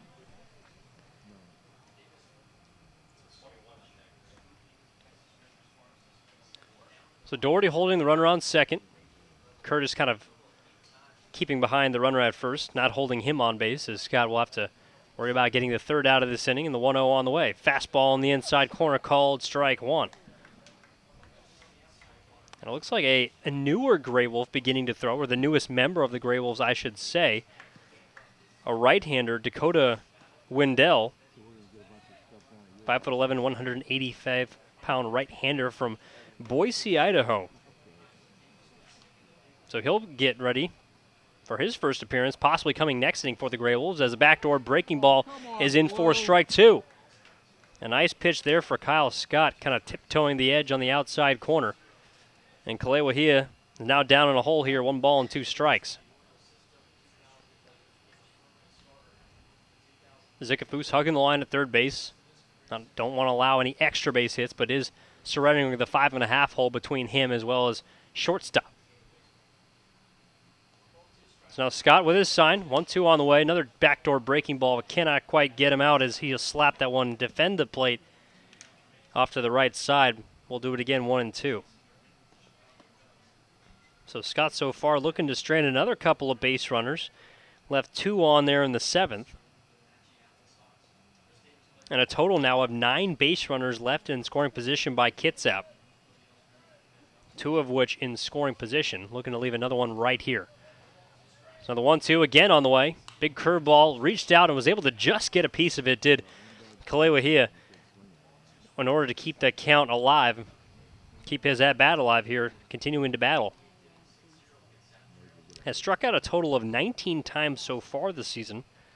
now 20 if you include the one in the second inning, although has walked 16 times, 17 if you include the one in the fourth. So now Scott looking the 1-2. Fastball lays back up the box. That's going to get into center field for a base hit. They're going to send the runner all the way around. Ryan Smith will have to hold the throw as the DH Galeno comes in to score. First run of the ball game here for the Kitsap Blue Jackets comes in the bottom of the 8th inning. Off the bat of an RBI single from Benny Clewahia. And just like that, the shutout is over. So Taylor Adams, he'll move up to second base. Still with 2 outs. And a pinch hitter coming in. It appeared that the center fielder, Jordan Ackerman, unable to stay in the ballgame, especially after that head-first slide. I mentioned how he tried to tag up on a sacrifice fly attempt that went wrong. And so it'll be number 31. Or it appears to be number 30. No, excuse me, number 21, who you see swings through a fastball, Justin Bundy. Now, Justin Bundy was fact, was pinch hit in the position of Taylor Adams, so I guess shuffling around the lineup. And it actually is Alec Cheney, so wearing the jersey of Justin Bundy. And we'll have to sort that out later, as it appears that number 21 is already... No, he was number 35, so he was wearing another jersey himself. Nonetheless, we've certainly seen some reshuffling of clothing here at Gresham ourselves, so we'll have to stick with it as the 0-1 grounded over to the second baseman Perrin. He collects it, goes on to first base in time, right to the chest of Perrin, and that will retire the side. So despite some mix-up there at the plate, Bundy is retired, and that will conclude the top of the 8th inning here for the Kitsap Blue Jackets. So we'll head to the bottom of the frame with Ben Klenke, Drew Curtis, and Curtis Perrin all coming up for the bottom of the order for the Gresham Grey Wolves when we return here on Gresham Grey Wolves Live. Now on the board of the Kitsap Blue Jackets, but they still trail 6-1. Bum, ba-da-dum, da-da-dum. You are in a quest full of danger and excitement. Your path clouded by deception and dead ends that could cost you dearly. You have to fight off dangerous snakes and vicious jackals, savage headhunters and shark-infested waters. You don't know who to trust, and all you want is to buy a new car. I'm Bess Wills at Gresham Ford, and getting the car or truck you need doesn't have to be a dangerous adventure of epic proportions. At Gresham Ford, you won't find any snakes, weasels, or other predators, and you don't have to worry if you are going to get pillaged. All dealers pay the same for the cars they sell. We just help you get the new or used vehicle you need without all the drama. If you want an adventure full of shady characters, crooked deals, and nasty vermin, go to the movies. If you want to get the best built cars and trucks in America, come to Gresham Ford. We'll all donate $100 to the church or charity of your choice with every vehicle you purchase at Gresham Ford. Bum, ba-dum, bum, bum, bum. Finding the right dentist for your young children can be challenging. At Gresham Pediatric Dentistry, we understand the importance of helping your child feel comfortable in the dental chair. Since 2007, Dr. Jiyoung Lee has helped many young patients in the Gresham area, and she can help your child too. Request your appointment today at GreshamPediatricDentistry.com.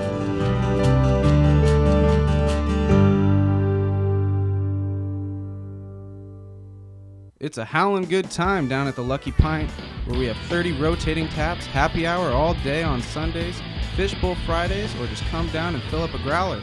The Lucky Pint is the home of Gresham Grey Wolves, where we honor service members with a 20% discount every Monday. Check us out on Facebook to see our latest cocktails and craft beer, and then come in and see for yourself what all the excitement is all about. Located at 1888 Northwest Fairview Parkway in Gresham, your locally owned place for craft beer and cocktails in Gresham. Let's go places.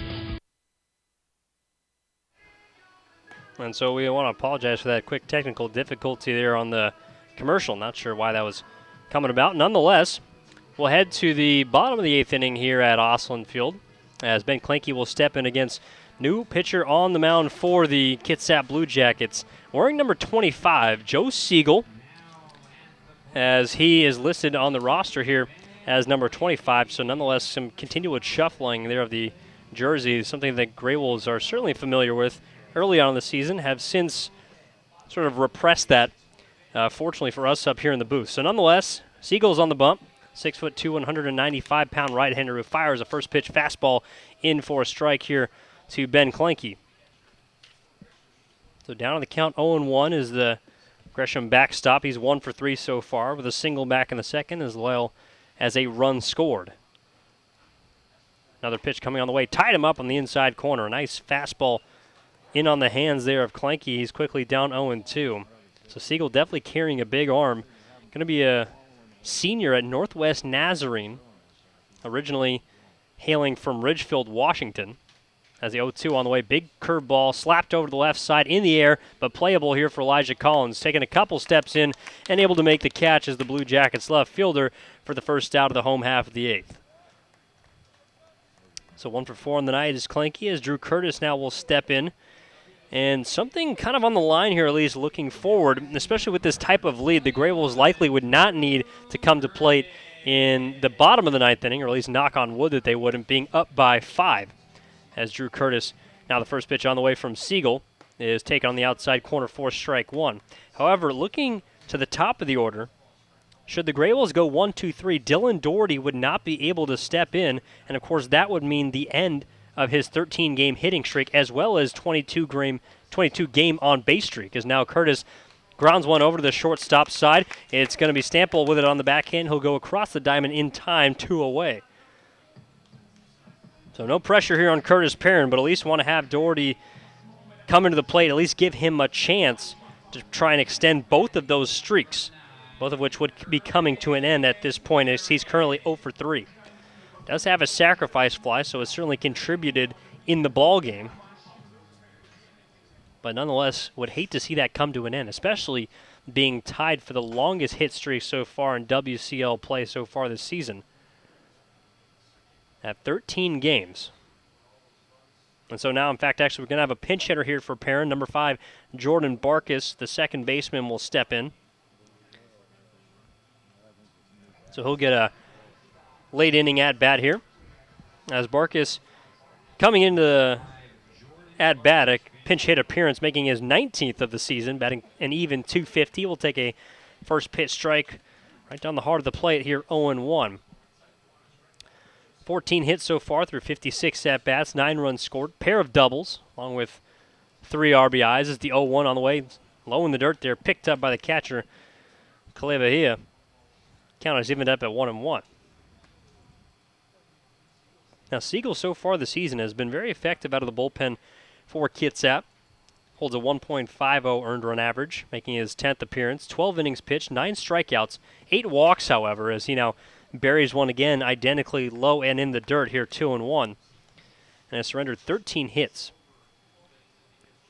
In fact, only 2 out of those 9 appearances so far, he's gone without walking a batter. So only time will tell now. Here's a 2-1 is inside out, it off to the left side. Going to get out of play, though. 2-2. So 6-1, the Gray Wolves lead here, looking to finish things up in the top of the 9th against the Kitsap Blue Jackets at the first game of this 3-game series. It appears that it'll be a new Gray Wolf on the bump here to begin the top of the 9th. The right-hander, number 27, Dakota Wendell, as Barkus will slap this one into left field, coming in, sinking, and it will be not caught. Elijah Collins came up with the ball like he had the catch, but Tim Gerkman saw that the ball kind of one-hopped him, and so an opportunity now for Dylan Doherty. He'll come to the plate as Barkus extends this inning with a single. Coming in for Perrin, who was 0 for 1 at the time. He lined out to the first baseman in his 6th inning at-bat. But nonetheless, the shortstop playing position number 6 here, Dylan Doherty, will step in. With the runner on first, Siegel will get a first look at him from the windup as he now buries a curveball over the outside part of the plate, 0-1. So Doherty, who is 0 for 3 with a sacrifice fly and an RBI. Looking to find barrel here. Another curveball, this one right through the heart of the plate. Doubled up on curveballs there did Siegel. And quickly ahead here to Doherty, 0-2. With a hitting streak on the line. A historic hitting streak so far on the line, at least through the summer of 2016. He'll try and keep it up right here, at least try and stay in this at-bat a little while longer as the 0-2 swung on and missed. So Doherty goes down, as does his streak, as that will conclude the bottom of the 8th here for the Gray Wolves. Last chance coming up for the Blue Jackets in the top of the ninth, as it will be the top of the order in Stronach, Lopez, and Stampfel. When we return here on Gresham Grey Wolves Live, it's Gresham 6 and Kitsap 1. Touching lives in many ways, look no further than Mount Hood Community College. For 50 years, MHCC has been an economic engine that brings hundreds of millions of dollars into our community, while also providing great educational services to area residents. No matter what you're interested in, MHCC has a place for you. To learn more, visit our website at mhcc.edu. Mount Hood Community College, transforming lives, building communities. It's time to gear up. Visit the Grey Wolves team store during your next visit to Osland Field. Hats, hoodies, and shirts in different styles, colors, and logos to show your support of Gresham's team. We have a huge selection of Grey Wolves gear available online as well. Just visit GreshamGreyWolves.com to pick up your favorite gear and wear it to the next Grey Wolves game at Osland Field. That's the team store at GreshamGreyWolves.com. Gear up!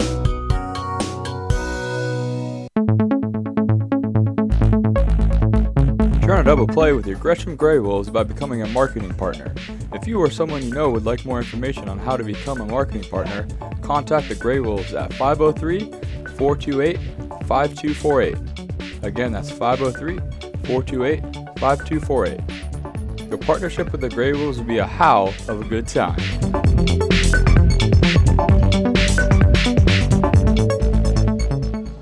And so it'll be the newest member of the Gresham Grey Wolves, the right-hander Dakota Wendell, on the mound to try and close things out here against the Kitsap Blue Jackets.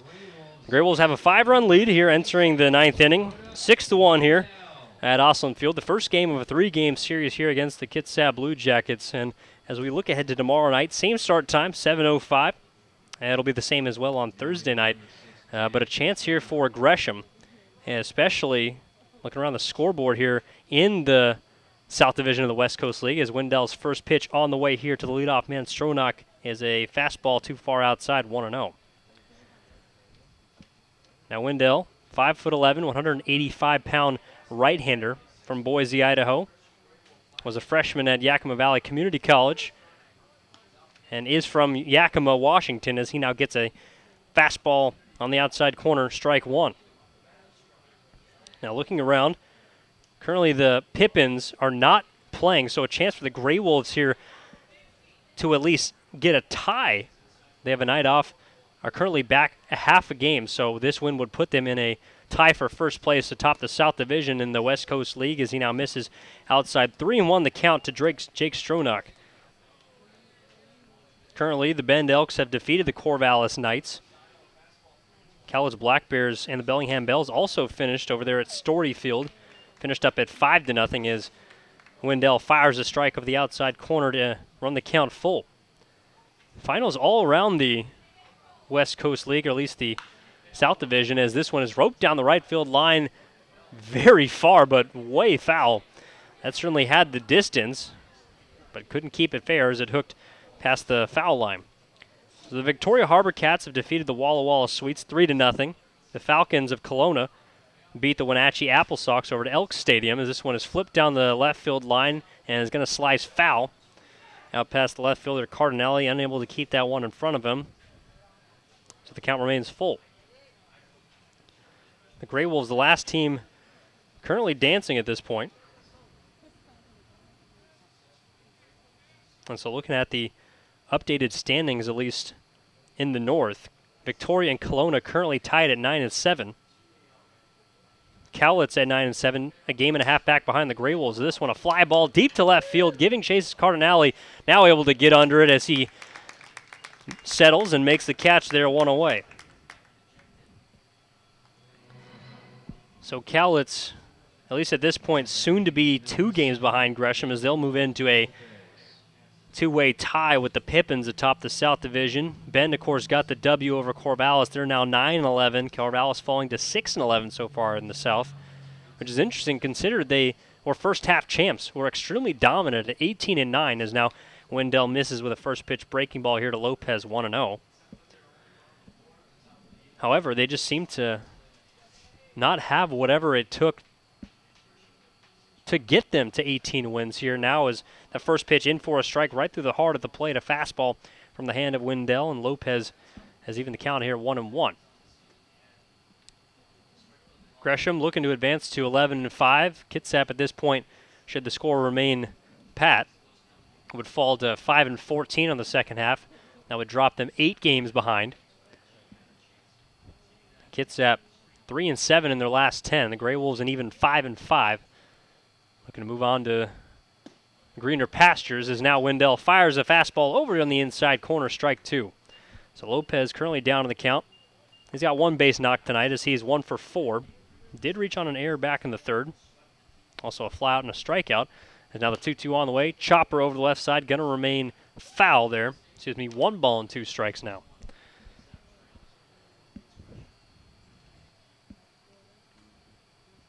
So Victoria looking to lock up that second half of the North Division, although because they already have clinched a playoff spot, it would fall to the person in second place, currently Kelowna, as they lead the Bellingham Bells and the Walla Walla Sweets by 1 game in the North Division of the West Coast League. And this one has sprayed down the third base line and going to be fair past the glove of Connor Zickafoos into the left field corner. That's going to be a double easily for Lopez as he'll coast up 120 feet away from home plate. And just the second extra base hit, I believe, for the Blue Jackets tonight. Rather, in fact, the first, as one of them was a single, then ended up going to second base on the throw. So the first extra base hit here off the bat of Daniel Lopez as he has himself a double. He's got 2 hits so far tonight. That'll put a runner in scoring position now with Luke Stamfel coming to the plate. It's also Lopez's 5th double of the season as the right-hander for Gresham now will have to work from the stretch. Dakota Wendell kicks and fires. Fastball swung on and missed. That actually big, something a little different. That one kind of bent off to the edge, possibly cutter there from Wendell. Not really sure about the repertoire of the Boise native. At least from his warm-up pitches, appeared to be fastball change along with a slider. As the 0-1 on the way. Out in front as the batters will slap that one foul. So a nice off-speed pitch there from Wendell to get ahead in the count. No balls and 2 strikes.